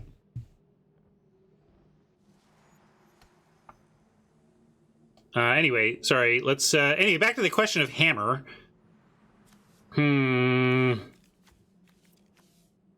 Yeah, we can. We really are busy coming up here, but the thing is, we're not going to equip this for a while either. But if we don't draw any more land, we're really going to hope we have this out there because we can equip it to the Disciple. I think that's unlikely, though. If we actually get to the point where we're so mana screwed and so spell screwed somehow that we can't cast anything, that seems wildly unlikely. So I'm going to send in and just not do anything this turn, even though that feels a little blah. We're not going to equip this forever if things go right.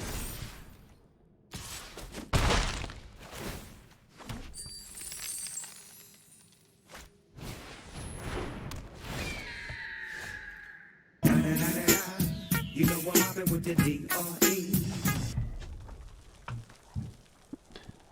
So, also trouble, but we're gonna feed this Battlefield Raptor during combat, try to prevent the treasure, and then try to land the dragon. And if the dragon lives, we should be in decent shape.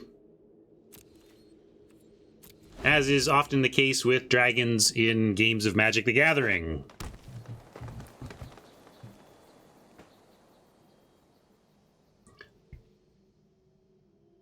It's the sunglasses explosion.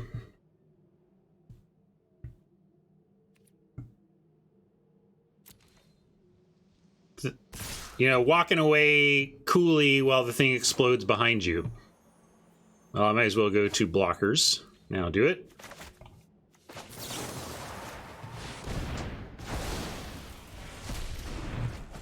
Yeah, exactly. Not every joke is for everyone. That's okay.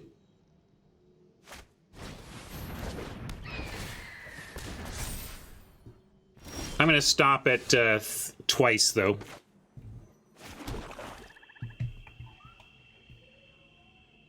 So,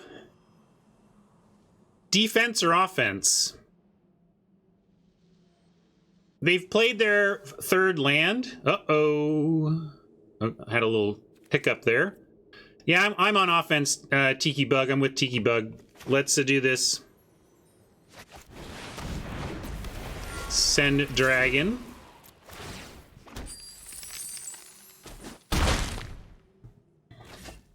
We could cast and equip the helm. Or we could leave this for what? What would we be leaving that for? I guess we can cast and equip the helm next turn if we still want to, and that's fine. So we don't need to spend treasure to, quote, use our mana. Yeah, we can put the helm on the dragon, right? But we can do that next turn. The only way we would regret that is if they kill the dragon and we don't get 2 mana out of the treasure anymore, but I'm not worried about that.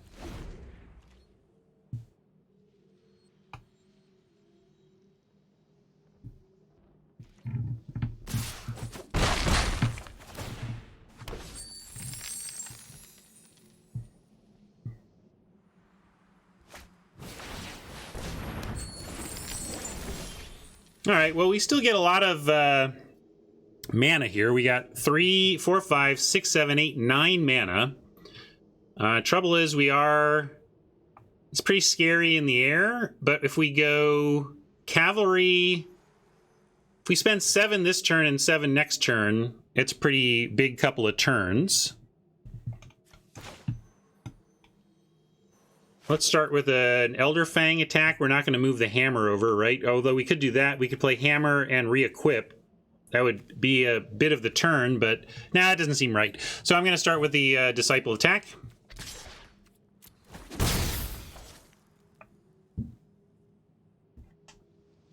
Yeah, I could have put Helm on Disciple, but I'm looking to go Mob Cav this turn, and we'll do Helm next turn. Oh, I guess I had the spare. I could have done that, yeah. Maybe that would have been correct. Probably.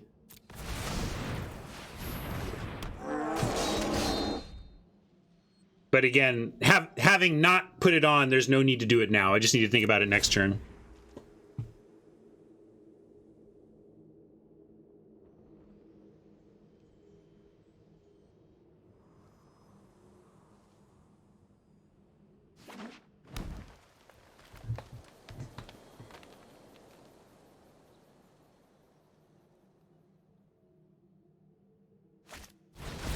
Yikes!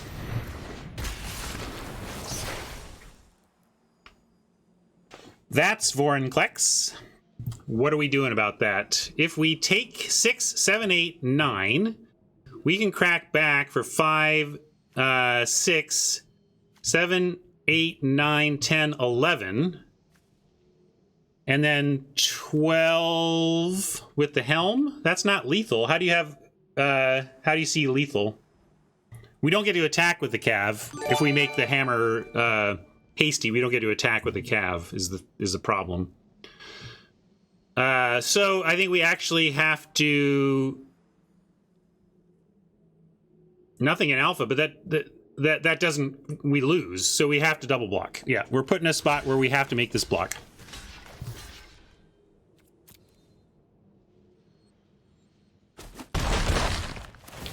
Boast Mob is 1 point, but that costs the same as Helm, which is 1 point. Boasting and Helm are the same mana and same damage.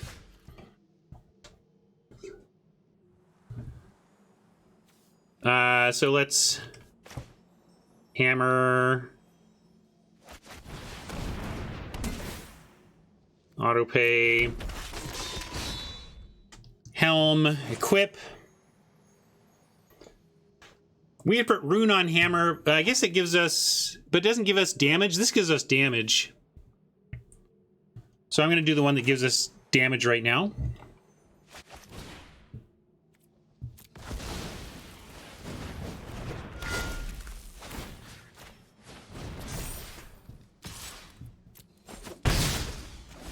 I mean, this can't attack, though. I got to put it on the... I mean, this... I don't know. Maybe there was a better line, but that made sense to me.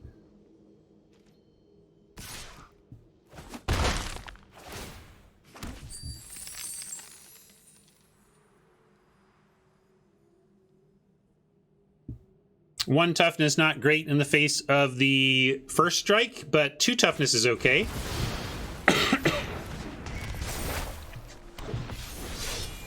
We're getting out-bombed. We landed our bomb, but it got answered, and we don't have an answer for their bomb, although that's not the worst ever in the history of things. But it might not be enough anyway. Let's see. What's the best approach here? Helm gives another... like, we can get we can move over to the dwarf, and we get a 7/3... yeah, rune first to draw, then equip. Then we can equip everything. I mean, I don't know what this actually gets us. We're just gonna move everything. But start here. I guess I should put that on the hammer, but it does. It's kind of like ooh. Hello. Thanks, Radiantware. Good call.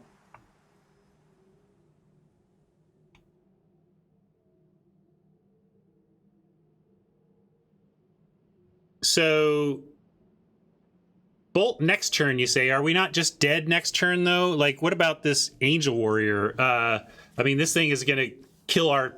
Like, we got to kill the Angel this turn now, right? So, then we just have to take a hit from the Raptors and try to come back next turn.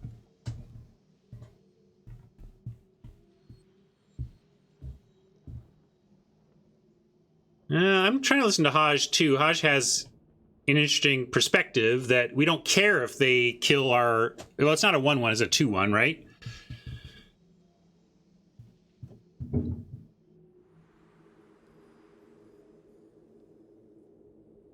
Yeah, I think we just bolt the Angel, but swing first is just setting up to lose a creature to the Raptor. We can't really attack.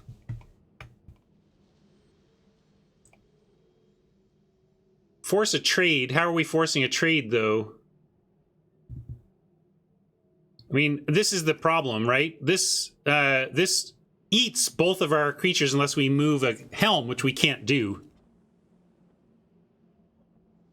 This first strike. First strike wipes out both of these. Yep. So, helm, I'm going to go bolt Angel and pass.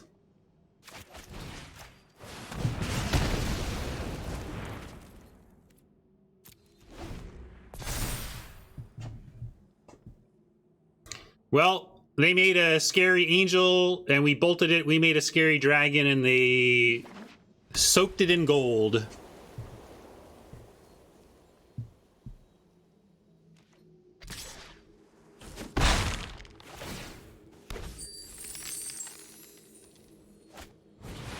Ooh, that's a big play for them.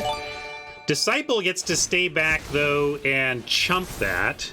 And then we get Poison the Cup. Too good for us.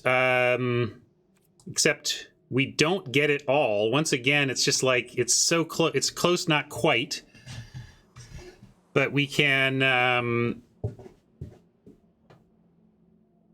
move the... I like...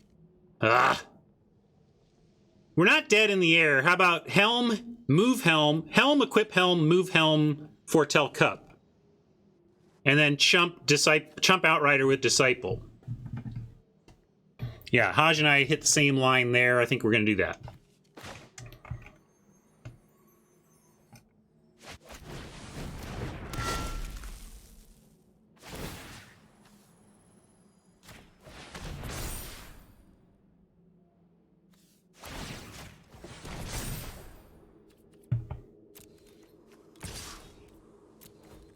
Tight game. This is fun.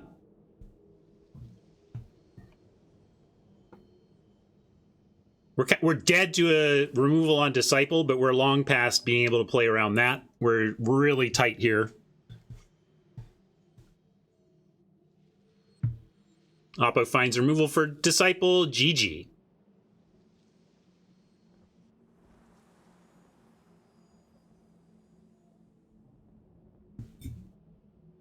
And I'm out of coffee. This is a disaster.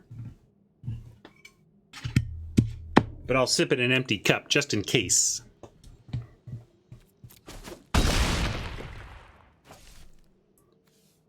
And we go totally shields down, so they know completely.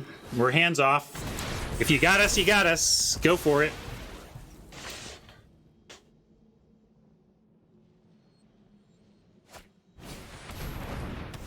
That is pretty darn good. It gets them to 7, but if they come up with 1 block... Oh, that... No, never mind. That's huge. All right, that's a lot of life. New problems. Ah, darn it. I think we win this if they don't get removal or something like that. That's a heck of a top deck, yeah.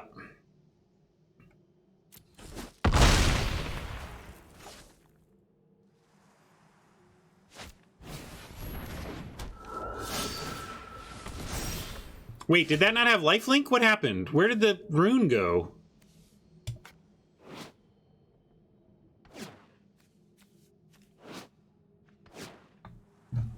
Oh, they did get lifelink. Never mind. I didn't see. It didn't do the. I didn't do like the.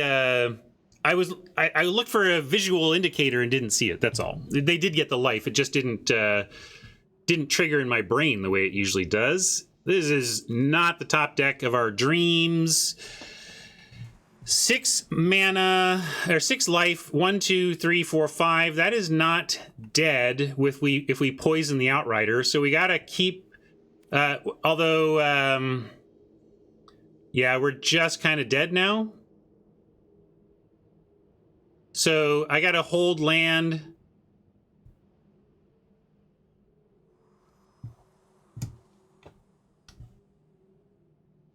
Yeah, we don't have an attack. I'm going to hold land to represent and say no attacks. And we're not dead, though. And if they swing in with everything, we have a chance to crack back.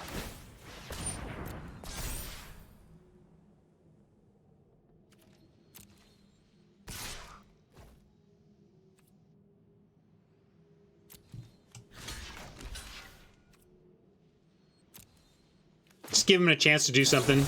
Oh yeah, we're gonna cup the Outrider. I would just taking it all the way to this point, because who knows? Maybe they go for a pump spell, right?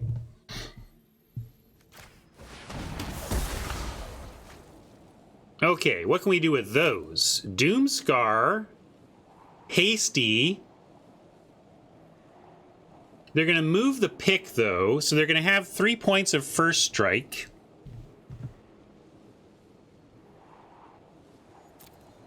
Frostbite, gets us a Raptor, but not one with pick on it. It gets us Usher. But we can keep it, and when they double block with the first strike, we blow them out. That's the best chance, right? And then Doomscar after that is okay too. Except, how do we... they just don't block. Although, 1, 2, 3, 4, yeah. Oh, man.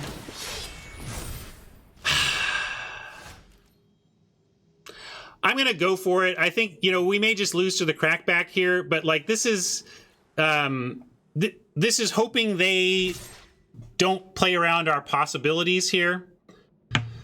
Because right now, though, if we don't do this, they could just take this and crack back for the win. My hope is that they block to prevent losing to something, and then we get to keep them off of lethal. But they have to be scared of lethal. So they did. Good job, Quantum Optics. You figured it out. I needed you to block and screw up, and you didn't. I guess, still only at 5. We can hit the Seeker and not be dead, but this is real bad for us.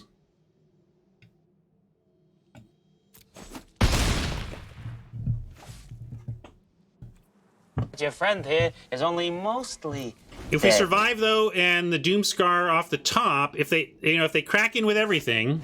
Oh!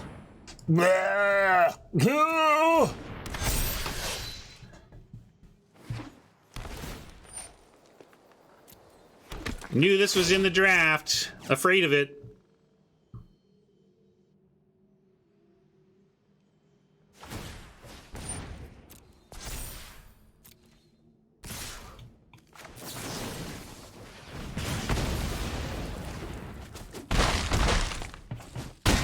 He's dead, sir. That man's dead back there. Must be dead. He was worse than dead. His brain is gone. All right. Well, now that I've gotten rid of the 2 stupid white decks, the rest of you are in trouble. 5 wins coming up.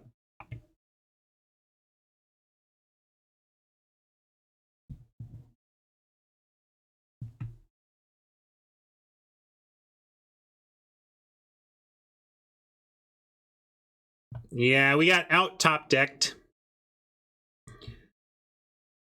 Not a complaint. That's why we put the cards in our deck, to eventually have them on the top. But we did get out top decked when it mattered the most. Good game, Pablo.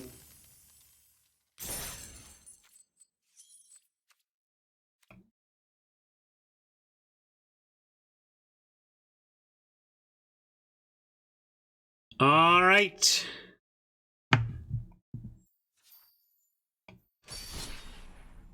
DT76, ready for the challenge. Yeah, the top deck lifelink was backbreaking, and then the top deck, well, I don't know, you top decked a bunch of times. So did we. Again, not a complaint, just observing that got was a thing there.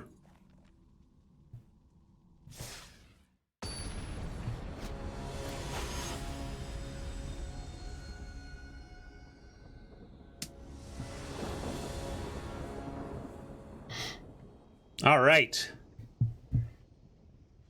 Keeping. Question is, do we want Rune of Mortality right on the Fearless Pup, or do we want to wait and put it on the Hammer? I'm kind of in favor of just putting it on the Pup and making them answer that problem. Especially if no... Well, let's see. If we get nothing else to do on 2, then absolutely we're going to ruin the Pup. If we find something else to do, we'll give it a chance.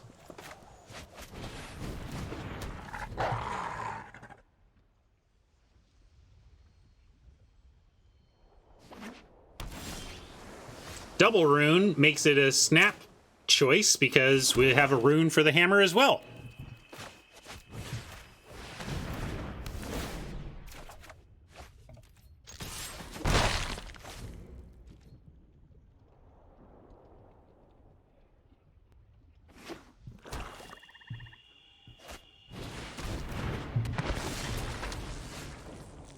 Gonna go with 2 black, given our Poison the Cup and the other removal spell we have, even though this is a predominantly red deck. Now we have a... Well, the beauty of the pup is that we have endless free attacks because Death Touch and First Strike is a thing. We could foretell either of these, but foretelling the Bolt leaves us possible to casting it on their turn, so I'm going to start by foretelling the Bolt. Gidanmore likes foretelling the Scry. Fair enough. I'm just doing the one that we could actually cast on their turn if we decided we needed to.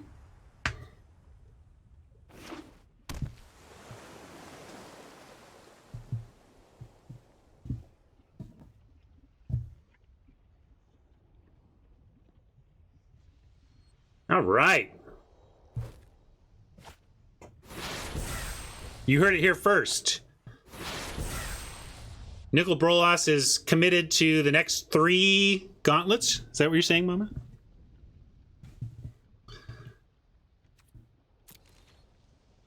Oh yeah, I mean, it gets so easily telegraphed. It's like, whatever.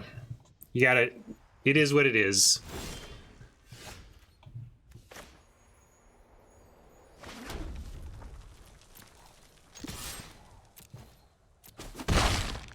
And now we could go Mortality number 2 and Foretell Poison, but we're just going to drop the Cardor. That's fine. They don't have to attack with the Harbinger. They can just tap it, but I'm still going to play my 4/3 for 4. It's not doing much with its lure this game, but still doing the play.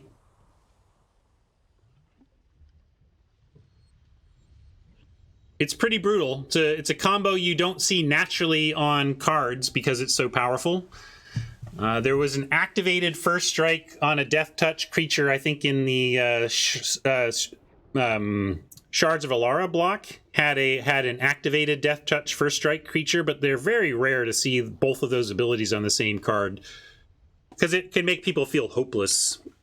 And I mean, a lot of cards make people feel hopeless, but it's just a combo that seems so unfair that Wizards doesn't just throw it on cards all the time willy-nilly.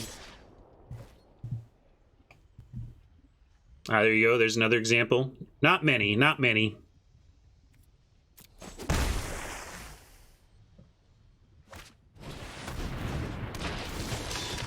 Draugr, you say?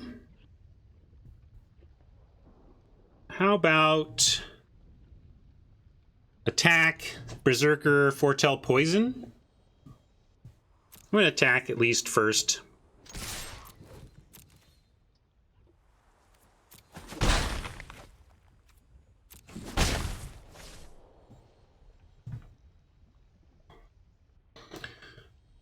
What are other options? We could bolt, hold up, point. Yeah, I like the line I said. Just gonna do that.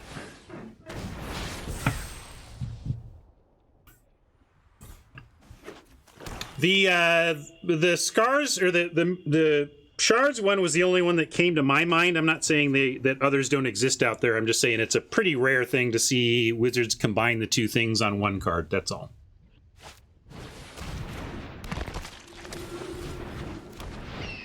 How good is this priest? It is 3 damage. Good. Is 3 damage enough of a concern that we want to do something about that? Probably not. I think we got a lot of options here. We can rune again. Kind of like saving the rune for the hammer, though. And yeah, maybe we should just kill the priest, but we can start with a land and attack. Both of these are instants. If we are going to attack with the Berserker, though, we should figure that out now. Definitely attacking with Pup. I think I hold everything. Might even go hold everything. Now we got to get rid of that priest, right? Unless we want to give up the Pup. I mean, we can give up the Pup.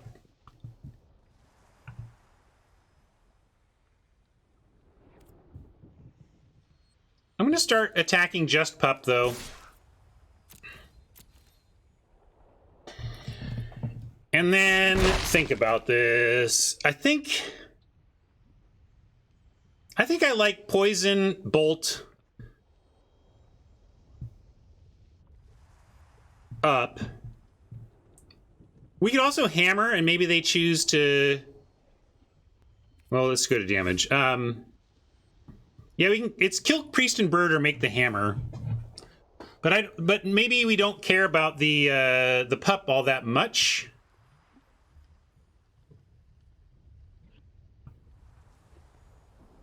All right, I'm going to do hammer, and we'll let them take out the pup if they want to. I think this is okay. If they use the priest to take out the pup, we've gotten huge value out of that already. And then it leaves us with a lot back to work with, including hammering up the berserker for that value town if they go for killing that. I mean, the pup is scary, but it's also basically saying, don't block me, get in for 1 a turn. Eventually, we get to start pumping it and it becomes like the real threat.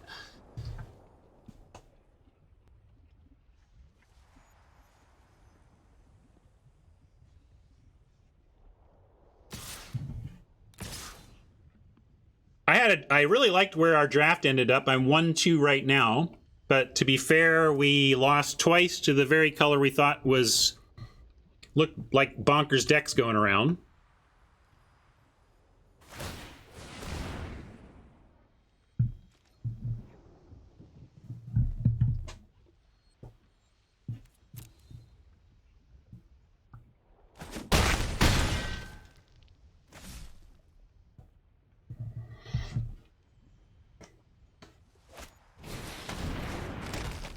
That's an answer to a pup. So's that.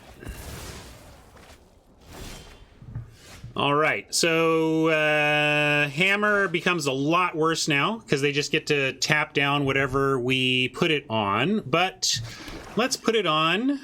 I really want it on the berserker, of course, so that if it dies, we get value.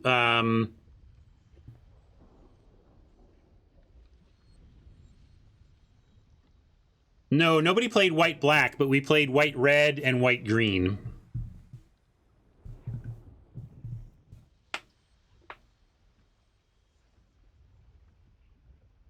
Yeah, we can start with the rune, I suppose, right? Rune on hammer still makes sense.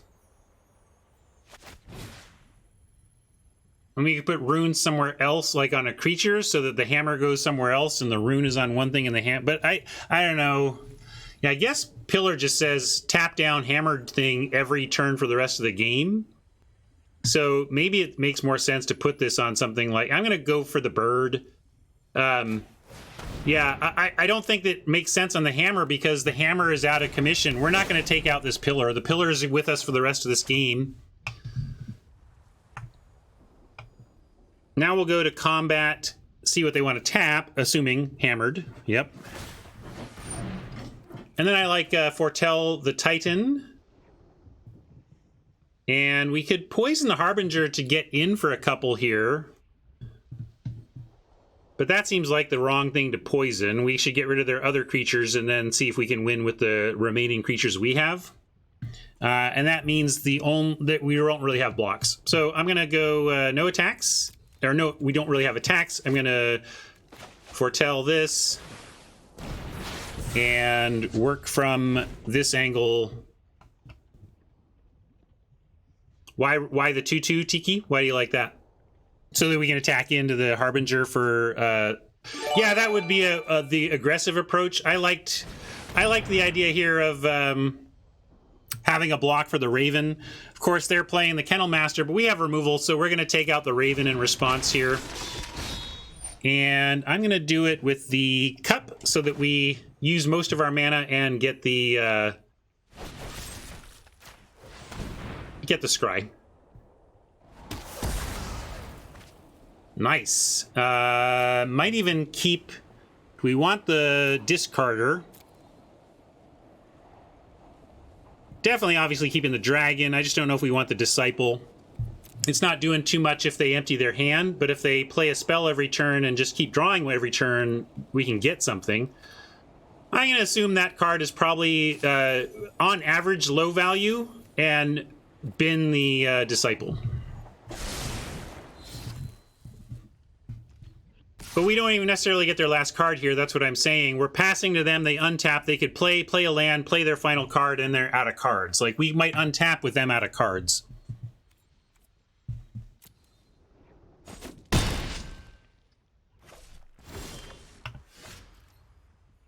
Oh, it was their turn. I was confused then. Sorry, I got mixed up. They're passing to us here. That's true. So that I was completely miscalculating that. We could have done it the other way. Why did I think it was their turn? I don't know. Maybe because I was using Poison Cup as like on my turn. In any case, I still think we can just well, what do we want to do? Dragon, Titan, both hasty, both good. They're at 8, or we're at 8. We could be dead to a crackback, but we have the bolt to prevent that. So we just want to make sure we have the bolt to prevent that. I like Dragon and then set up Titan next turn. That seems correct. Yeah, Titan does get Berserker in. That's a fair point.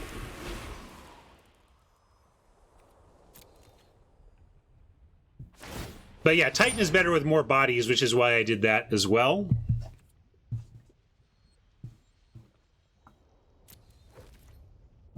And I like sending in everything and then bolting the Kennel Master out of the way.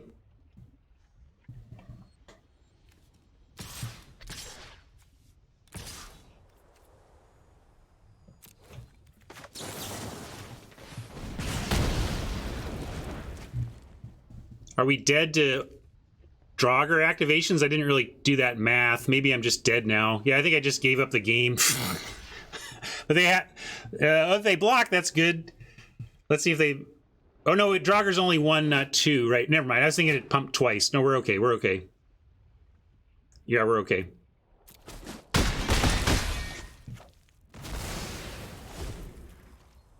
One short. Should have figured that out though. Didn't really do the crackback math and just got lucky there.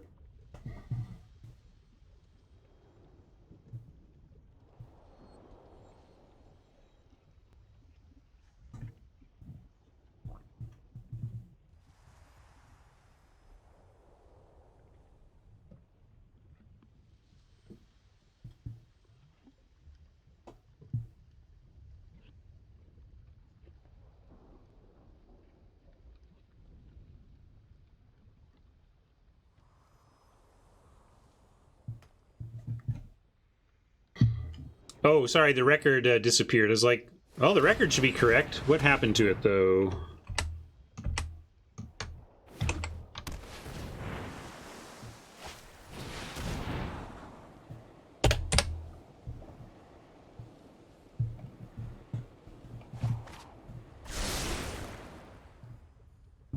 Hey, look at that. I looked away for a second and missed a meme.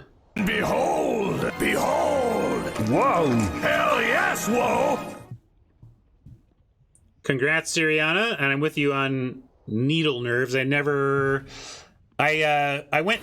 traveled with my family to live in New Delhi, India when I was in the middle school, and the barrage of shots that I had to get before going was crazy. Close. One more mana and we could even get a hasty cav. As it is, we're gonna drop Titan and see how Oppo wants to tap. You like Cavalry Hammer? I was fine with Titan here. This is a lot of action to deal with.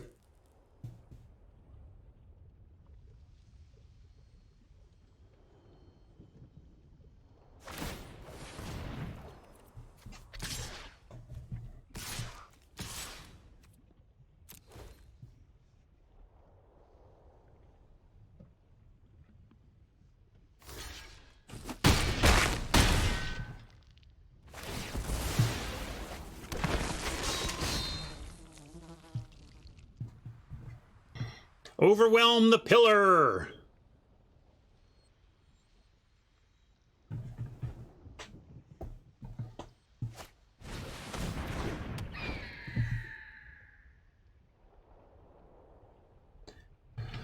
Yeah, I had a needle. I've kind of gotten over it, but I was really bad with needles for quite a long time after the intense series of inoculations I got before traveling abroad.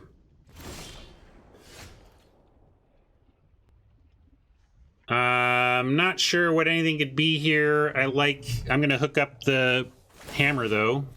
Actually, I should save the feed and just send in.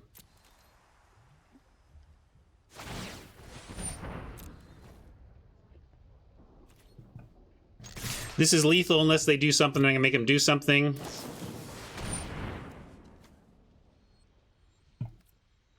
And let's see. This... Now they have blocks to technically stay alive, so I will get rid of the Jarl.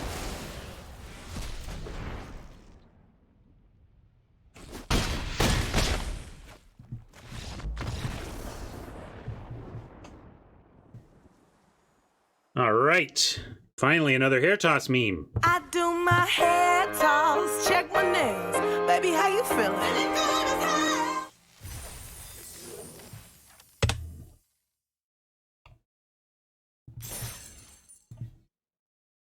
I gotta reach out and try to get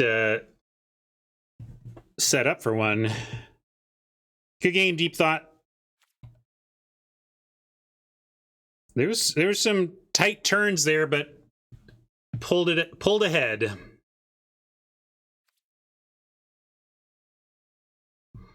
Let me take a quick bio break before we finish the event here. I'll be right back with a jacket and a beverage and a tied gauntlet. Exciting. Be right back.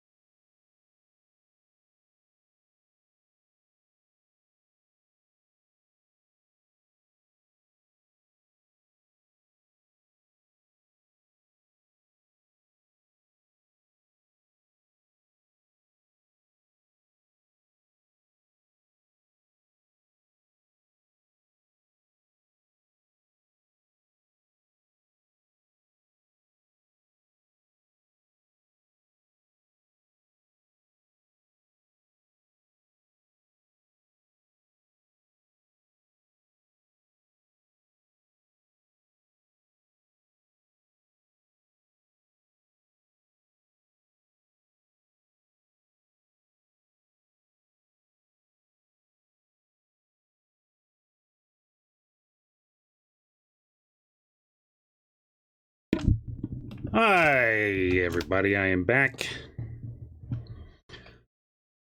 The Gauntlet is split in two. We are going to figure it out one way or the other in 3 more games. Papa Get up next.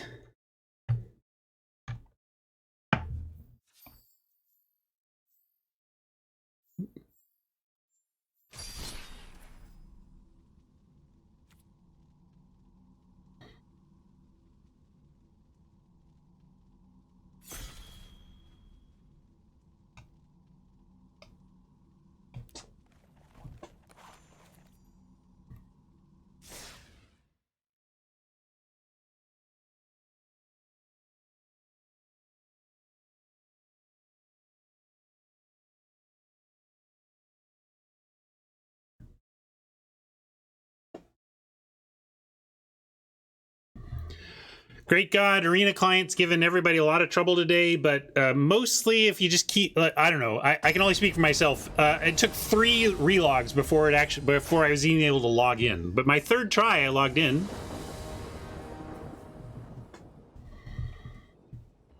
Looking mono red here, but I can keep this. Pup into Cav into Helm Foretell into Helm Equip. Pup into Helm Equip? I don't know. We'll see.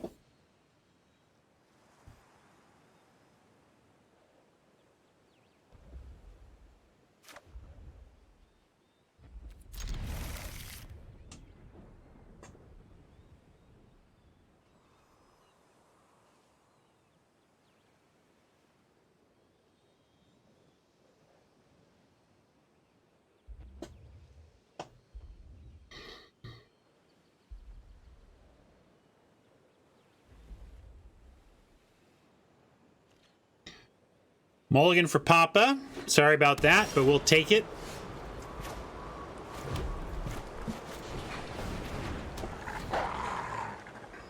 Even if we get a swamp, I'm going Cav on 2, I believe. Cav on 2 is just great. Setting up hasty for better stuff, or just attacking with a bear. It's all right.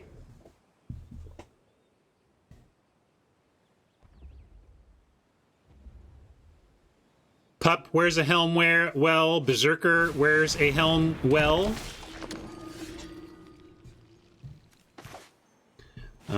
Priest blocks helm wearers well. So what are we going to do about that? Probably need to get wide enough to just start attacking into it. 1 snowland means they could just take out the pup. They might do that. I'm going to go with a Cav, hardcast Cav. I guess I could have sent in the pup. Maybe they don't block out of fear of some trick or something, but I would block every time there, so didn't really even offer. But I probably should have made him do it.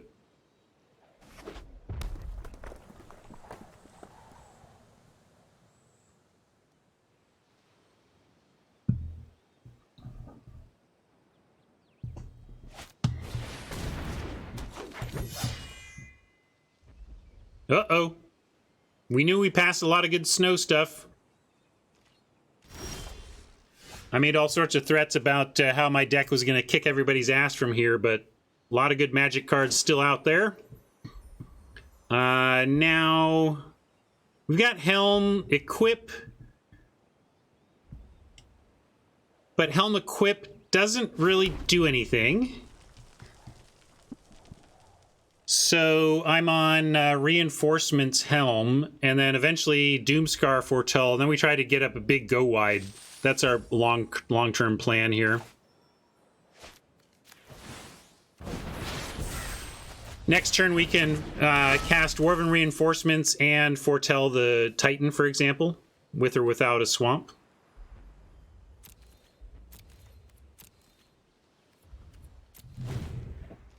Trouble coming, though. Boreal Outrider with some good snow means we're probably likely facing oversized creatures coming up, and this priest can take out our cavalry.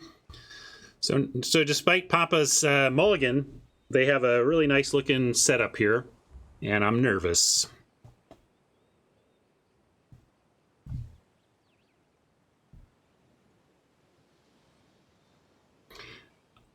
There is something to be said for it. But I think it only really has value if there's a conceivable thing. Like, I guess if we wanted to make them afraid of something like the run amok or something. Well, if Papa can't play a fourth land and is a bit stuck on mana, that could obviously play to our benefit and, you know, would be part of the mulligan they had coming to get him. But even that's good. I mean, this sculptor is so good. We have a lot of removal in here. We need to find some. I'd like to kill that Outrider right quick.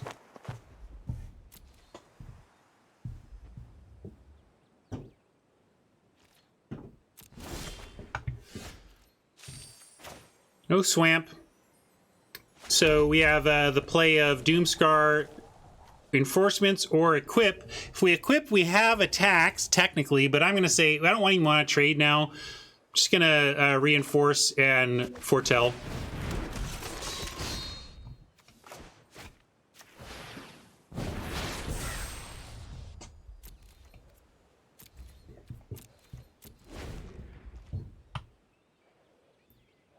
Them being undamaged at this point in the game is not great for us, though.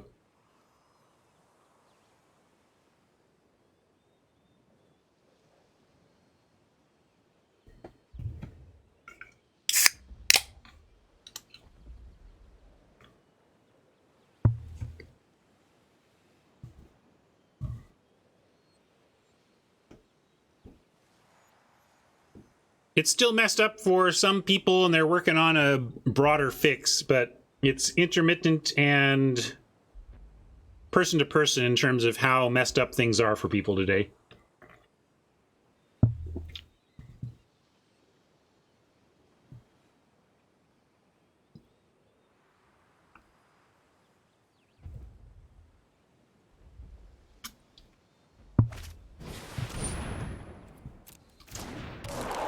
Well, at least Effigy cannot be made bigger by a Boreal Outrider.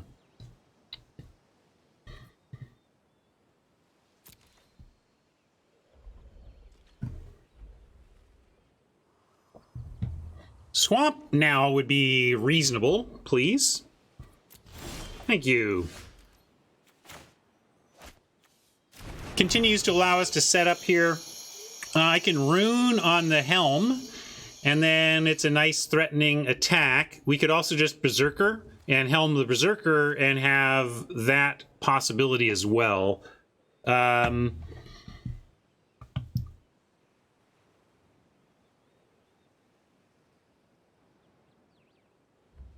wow. Sorry, I didn't realize that was like tomorrow or something. Oh, that was the next. I was just going to get on the next one anyway, though, right? If possible. Yeah, let's go Rune here. Draws us a card, too. Might help us decide what's going to happen next.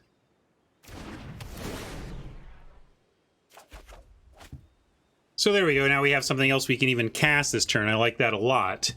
So we get Cav down. I like helming up a token and sending in. I don't think they block. What are you giving up any of your creatures for this random token? And the consequence, if they do, is that we don't get it pumped with Doomscar later, and we still get a trade, so I gotta send this in.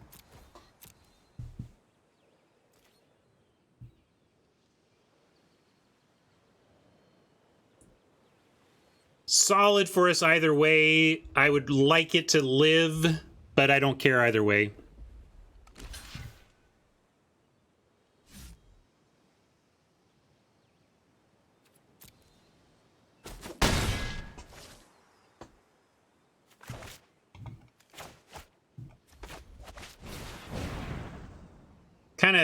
It's kind of futsy around where it'll allow you to drag and drop to cast as well, I've noticed.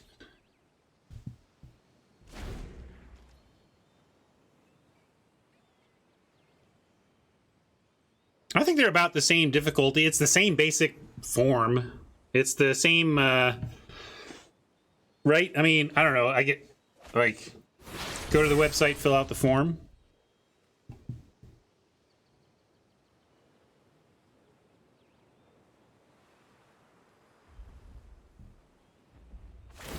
Yeah, that was maybe before they changed that policy. used to be that if you came out ahead in the event, you couldn't get a refund for the event because you already came out ahead. But then they changed it after Brian Wong let him have it on the LR episode about that topic. There was a change at Wizards.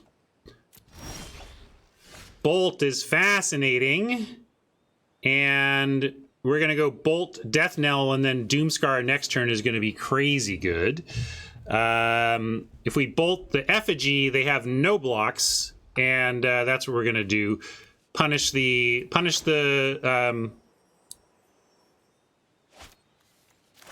Mana Screw. I was thinking I wanted that Outrider Deader Than Dead, but I actually want Clean Attack even more.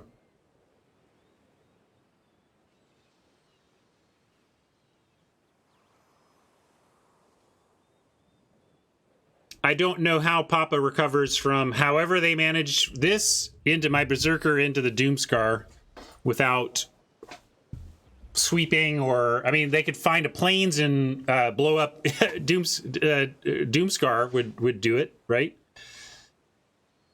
Is that yeah. What is Doomscar a place? Why is there a Doomscar Titan and an effect called Doomscar?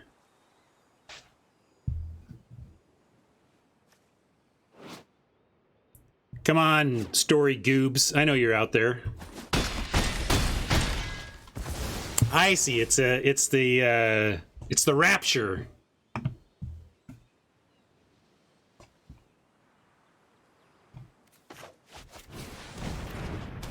Well, Papa needs the Rapture to save him. Let's see if they find it. Well, 2 to everything would do it too. Got a bunch of 2 toughness out here. A little Crush the Weak. That would have gotten it.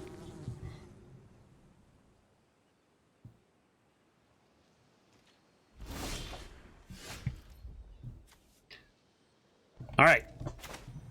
Doomscar and no look attack.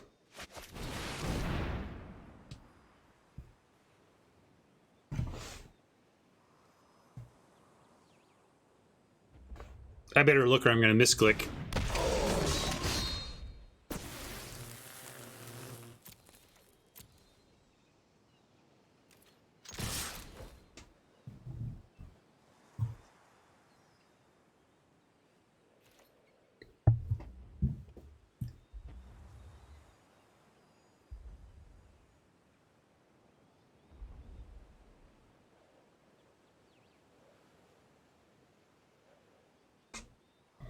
Pretty good play to get the Shepherd out and bring a Priest back, but we're just trying to run him out of options before that matters.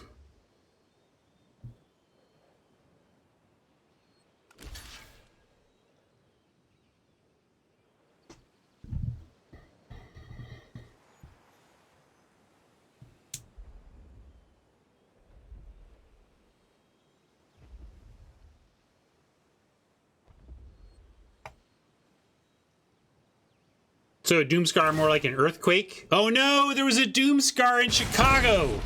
Ugh! Wrigley Field is gone.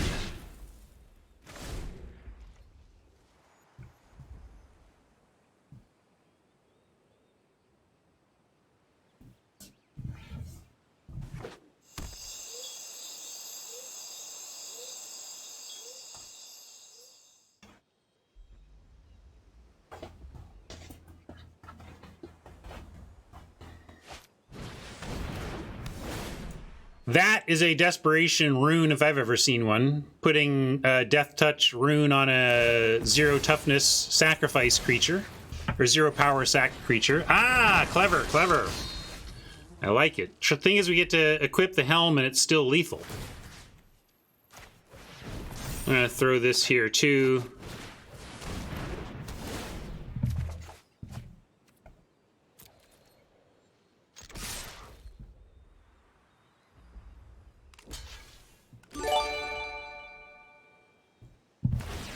Tormented to death. I do my hair toss, check my nails. Baby, how you feeling?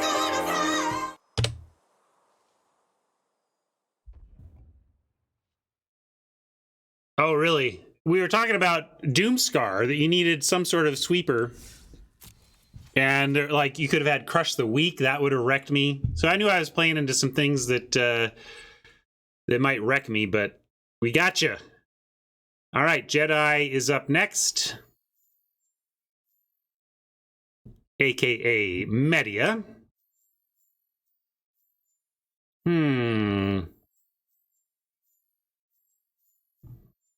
Let's see, Jedi Dawn.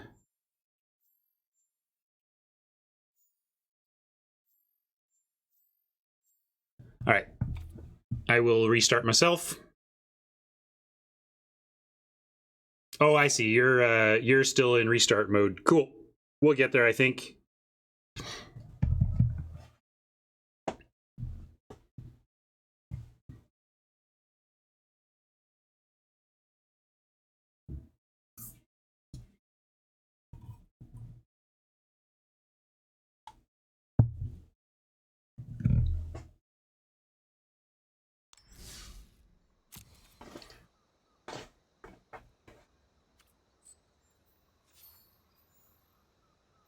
Not yet, it looks like.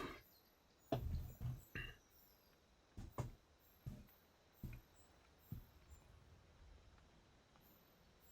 you want to start with Jank?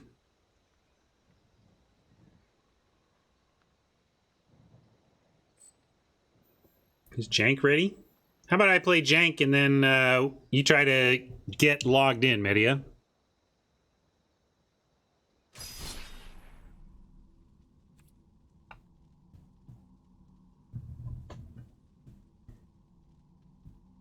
All right, good luck, Media. Hopefully we'll see you in Game 7.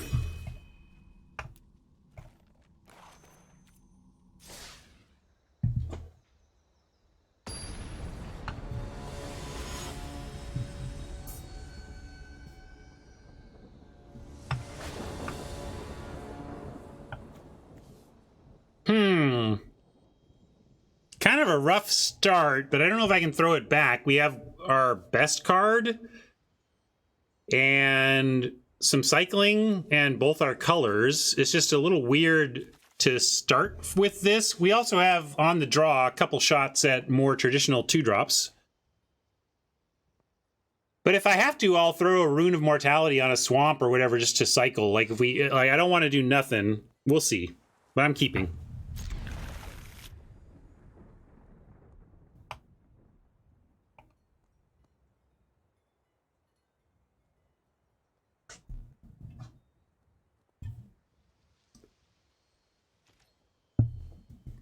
Another mulligan from Oppo for us. Sorry, Jank, but I'll take it. All right, give me one of them 4 calves we got in this deck. Yeah, called it. I mean, I did call my most populous card, to be fair.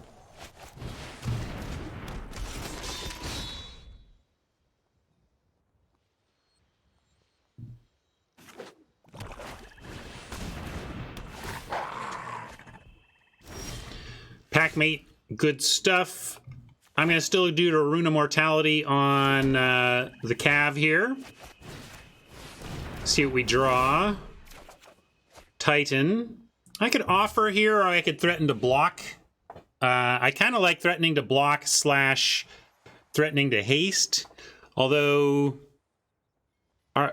do we want to block with the Cav? Because if we don't, I should just send it. I don't think Jank blocks if we send. They would just go to race mode. So the question is, do we want that? Dragon makes me more inclined to race. So does the Titan.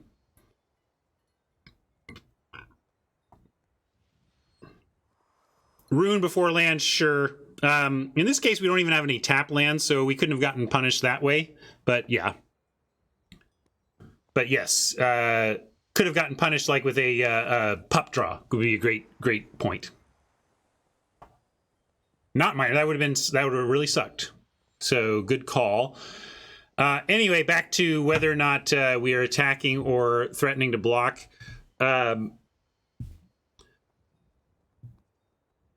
I think I'm going to stay back to threaten to block. Well, I feel like they're just maybe going to kill it anyway, especially now that it's got Death Touch on it. It's a nice target for early removal.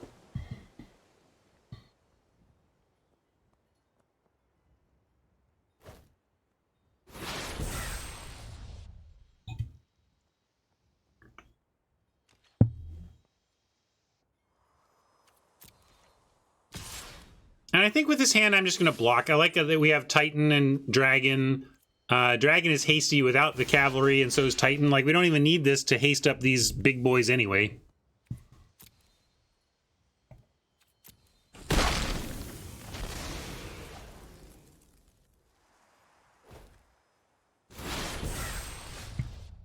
Could hold up feed, but I think what we want to do here is just foretell the Doomscar, and then the question is, do we do a no-value rune or not, just to draw cards? Given that we have a Frostbite, in case they play something with low toughness, I like just holding.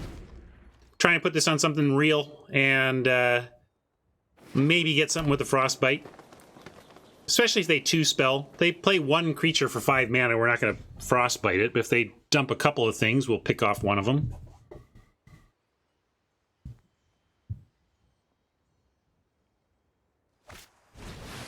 Just so, but we can feed that, or just race it. Again, we have some racing tools of our own here in the Dragon. I like just Dragon Go, and we can even play the Berserker post combat. That's fine too.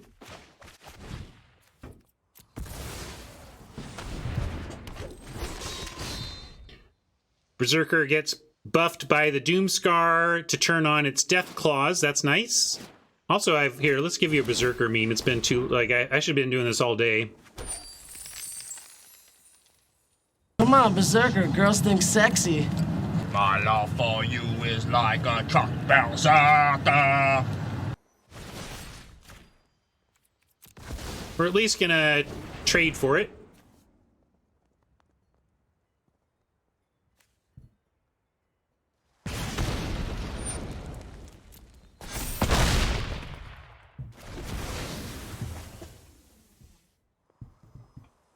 Two for two there.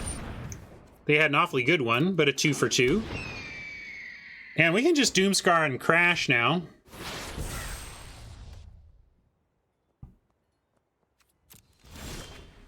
Crash in, that is. I hope we don't crash.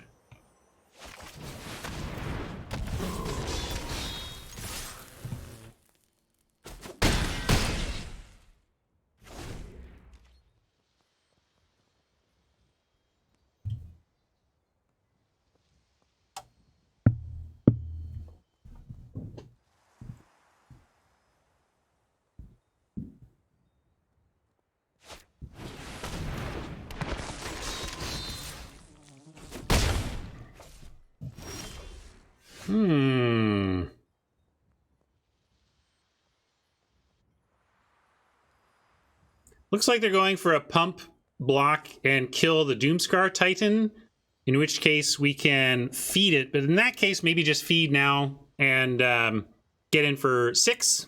And then it's looking good after that. This is a little worrying.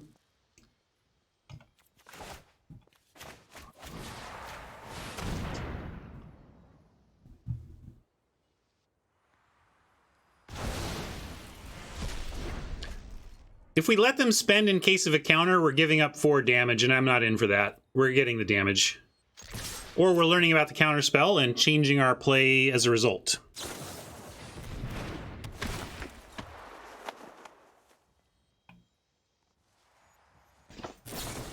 Wow! Hello. Okay, that'll do.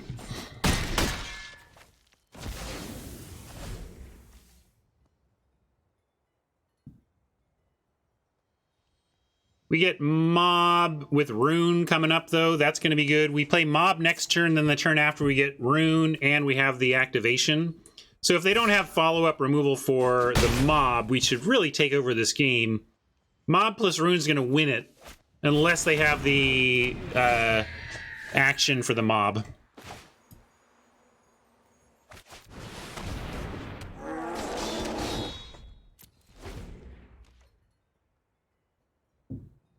It's even going to be faster than the ravens in the air. But if they kill the mob, they're favorite, I think. Ooh, that's pretty good. Still get to do some serious work with the mob. But obviously, they just got really big in the air. So 9. Yeah, we can just hold them off.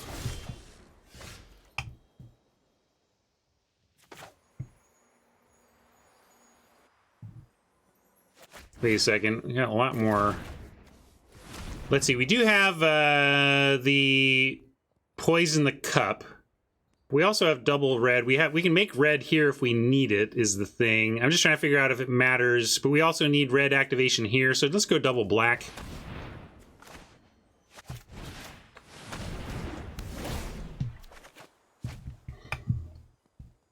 And pretty nicely, we can do a cavalry and a ping.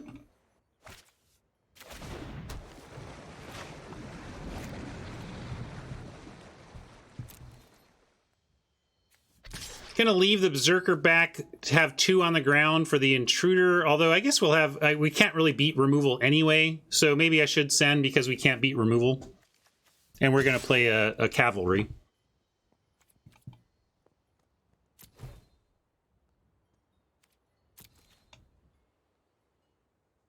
And they have to block anyway. It's I could even take out the intruder, but then we only get them to 1 and we're just dead. So that's not really a play, but they do have a forced block.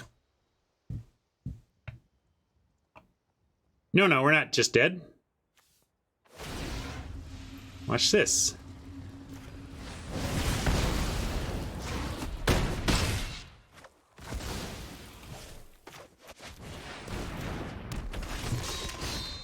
We are officially... Your friend here is only mostly dead.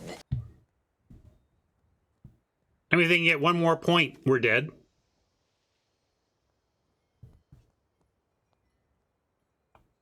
Piece of equipment.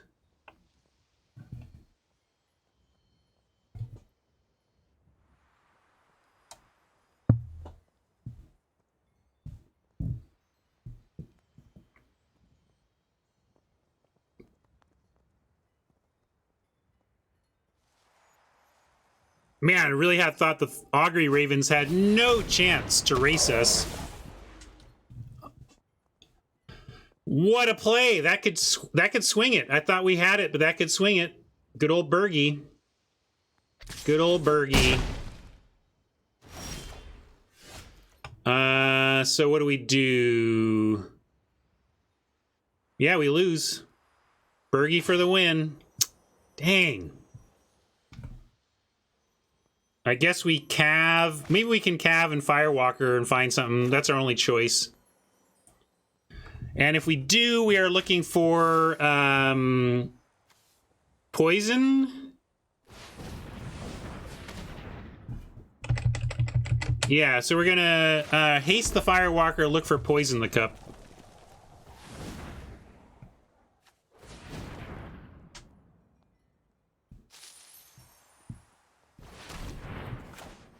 Or bolt.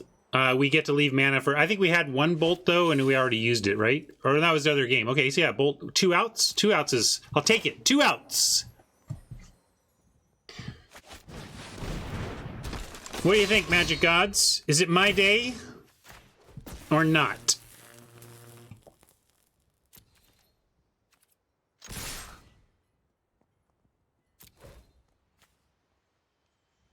Oh, I should have left Berserker back, though, or we're dead anyway, right?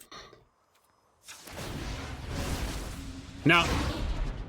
Well, we could have, yeah.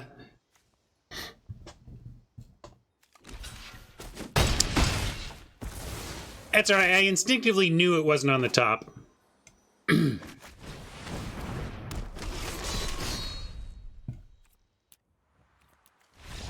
Bergie! I really thought we had that. I thought that our race was so well set up that how could they get there with... I said that if they can't kill the mob, we were going to win. And they didn't kill the mob and we lost, so that was pretty impressive. Took every card, though. Every damn card. I shake my fist at you, Jank. Did you top deck that giant? Come on. Come on. Come on, man.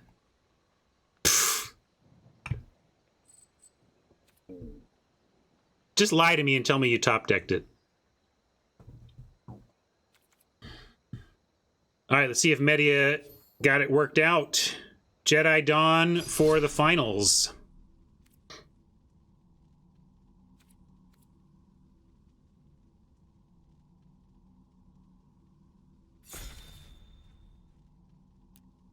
Oh, stop it.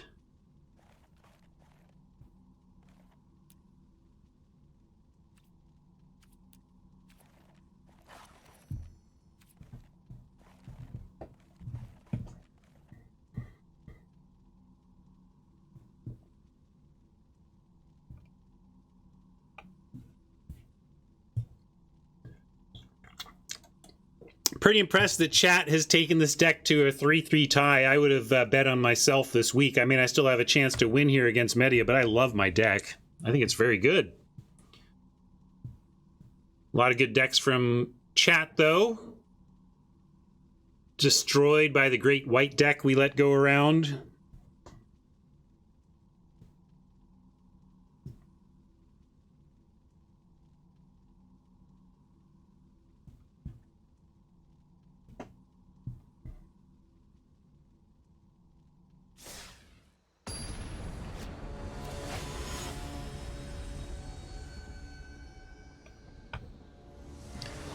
Dionysus is being inconvenienced, everybody. Look out.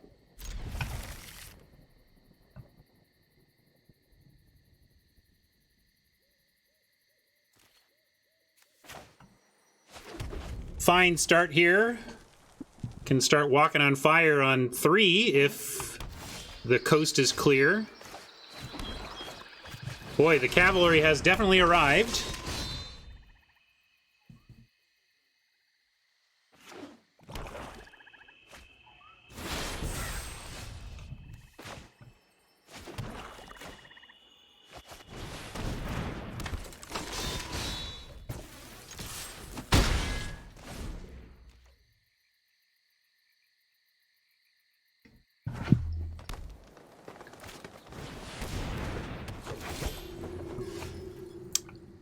You will catch me pronouncing cavalry and jewelry with the letters that are in the words.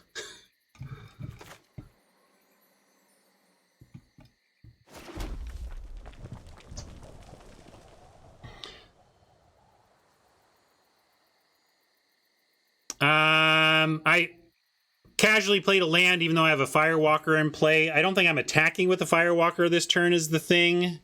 I'm going to go Cavalry, Disciple, and then we have a block on the Faithful. And I might poison the Cup to get in the turn after, but I'm going to start here.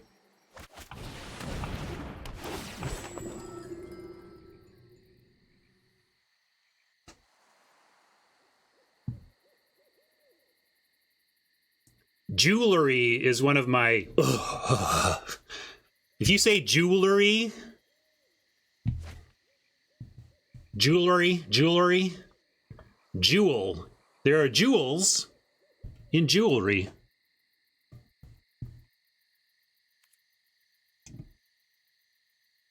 I'm going to go ahead and send this Cav, though.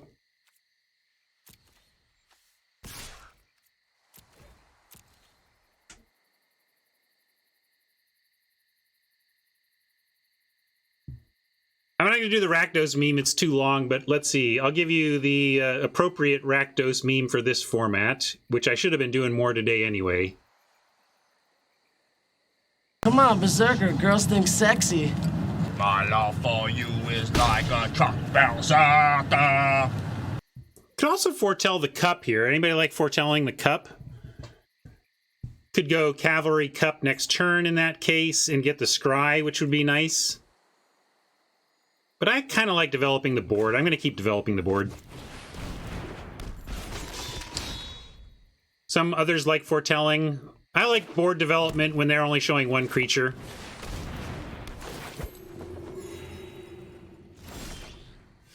Ooh, now we could Doomscar Poison Foretell. Or Cavalry Doomscar. How about Cavalry Foretell Doomscar? Let's get super wide and set up the Titan.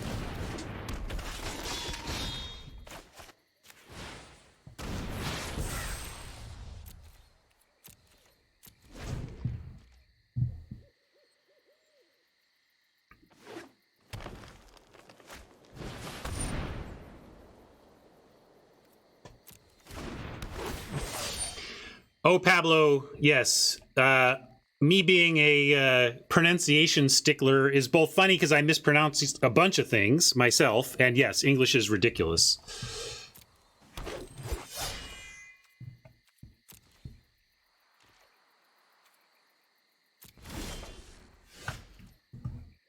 All right, now I like, we don't have Doomscar Titan anyway, but we do have Helm, Equip, and Foretell Poison.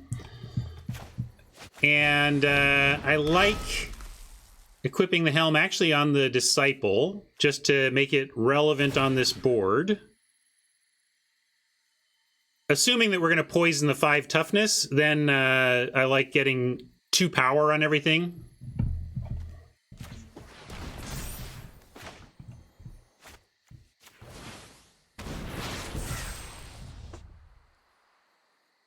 Fragile. It's Italian. That movie.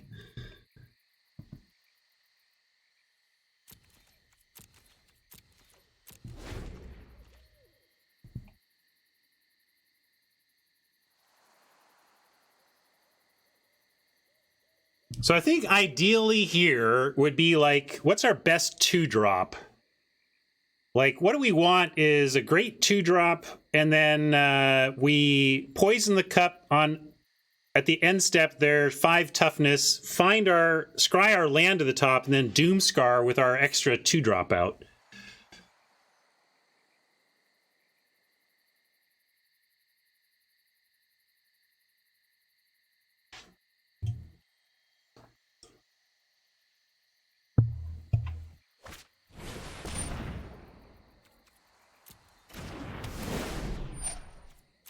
There are 3 runes in the draft. We took 2 of them. There's the 3rd.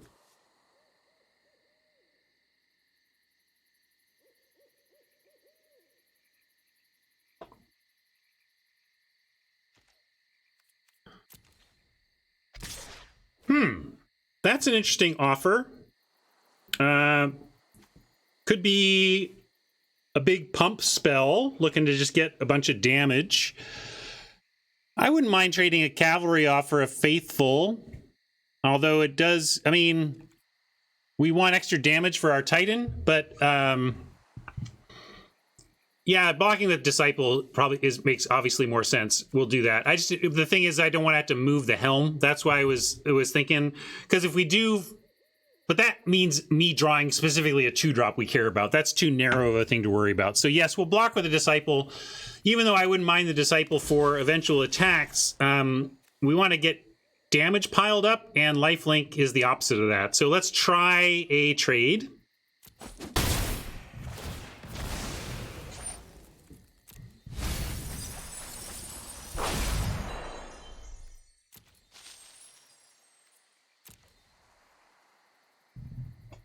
Yeah, it could be Vandal. That's a good call. We don't mind losing a Helm, though. It would not be the worst.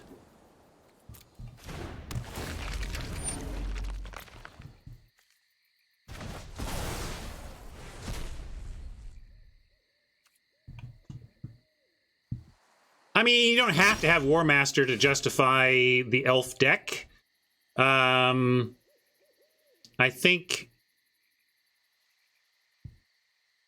Cardor and then beckoning the opposition in makes some sense. They only have the 1 swamp, so right now they're off of the Elder Hall. They could find a 2nd swamp, though, and then this would be active. Let's just do this and see what they want to do about it.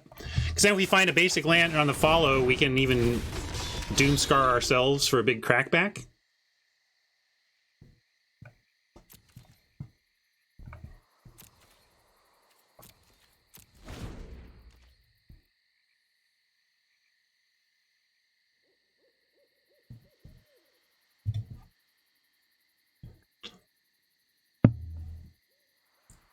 Slam the Doomscar door.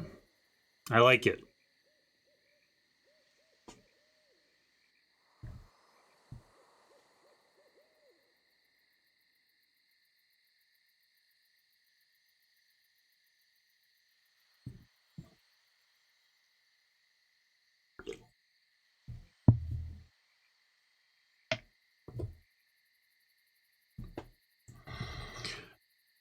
I don't watch Ben S's stream regularly, so I don't know if he is peppering in intentional mispronunciations, but I promise you, Ben S is full of unintentional mispronunciations. But that's what happens when you are smart and do a lot of reading. You know, if you read and read and read and read and don't listen and listen and listen and listen, you're going to come up with some weirdo pronunciations in English for sure. There you go. It was not, in fact, the rare elf. It was the mythic elf.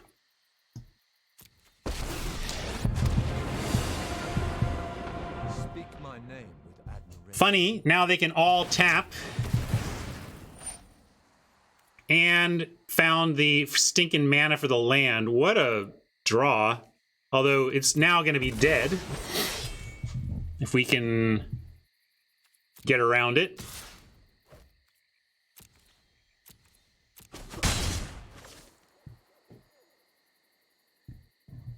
Doesn't get planeswalkers, right?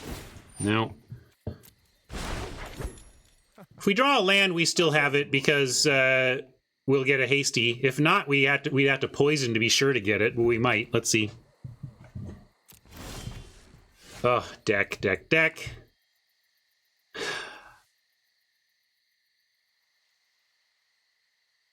So we send everything, and Tyvar goes to 1. Do I seriously have to use Poison the Cup on an elf token to kill their planeswalker? I guess so.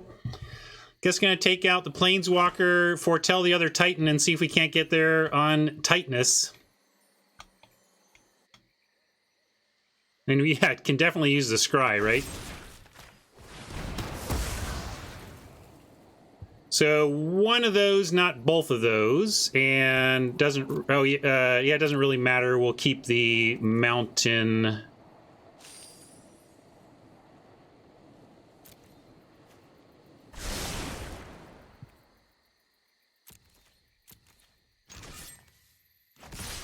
It does set up back-to-back Titans. They get to eat a cavalry here. They just get to trade off 2 1/1s for a cavalry if they want, or they can just accept dead elf and not trade for a cavalry. They have that choice. Let's see what Media wants to do. I bet Media keeps the elves alive. Yeah, I don't see Media giving up the go wide here.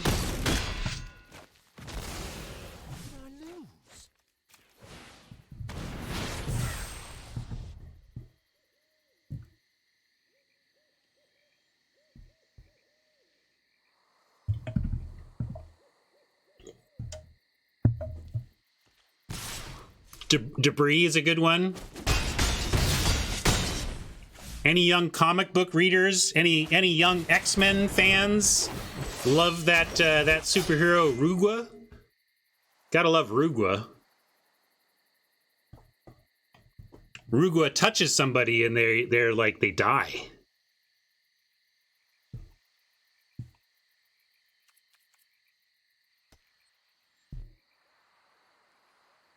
So, we have our Doomscar Titan play. Is it good?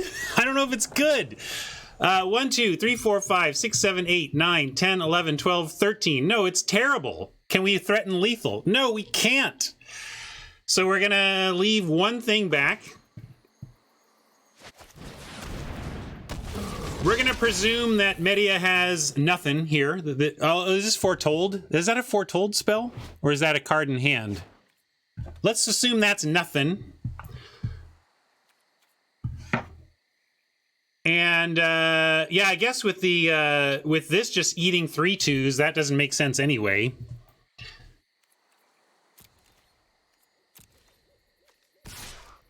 And we could trade Cardor off for a Mentor. That doesn't make sense, really.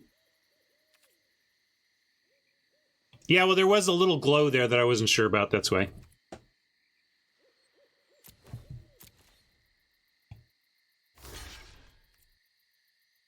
Uh-oh, we're dead. You know what that means, right? You know what this last card is? Although, needs a second black mana, but that's got to be Raise the Draugr, and they're going to get back Shadow Mage and kill us. Oh yeah, maybe it's just straight up Return. That would explain it even better. I figured it was Raise the Draugr, but Return makes even more sense. Yep. Good game, Media. No, we're dead. Media doesn't make this chump unless we're dead. We're dead. Good job. Chat, you have won the week. Yeah, gifts right there would have been possible, but bottom line is this is coming back. There's no way that Media does that without bringing that back.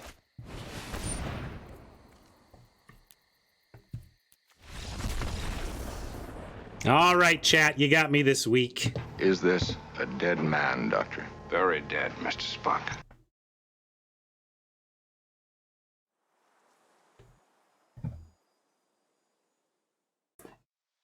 Yeah, my initial thought was that it was Raise the Draugr, but that's the least likely because it requires 2 black, which Media didn't have. It was only going to be something Media had that they could finish the game right then and there. It's kind of fun.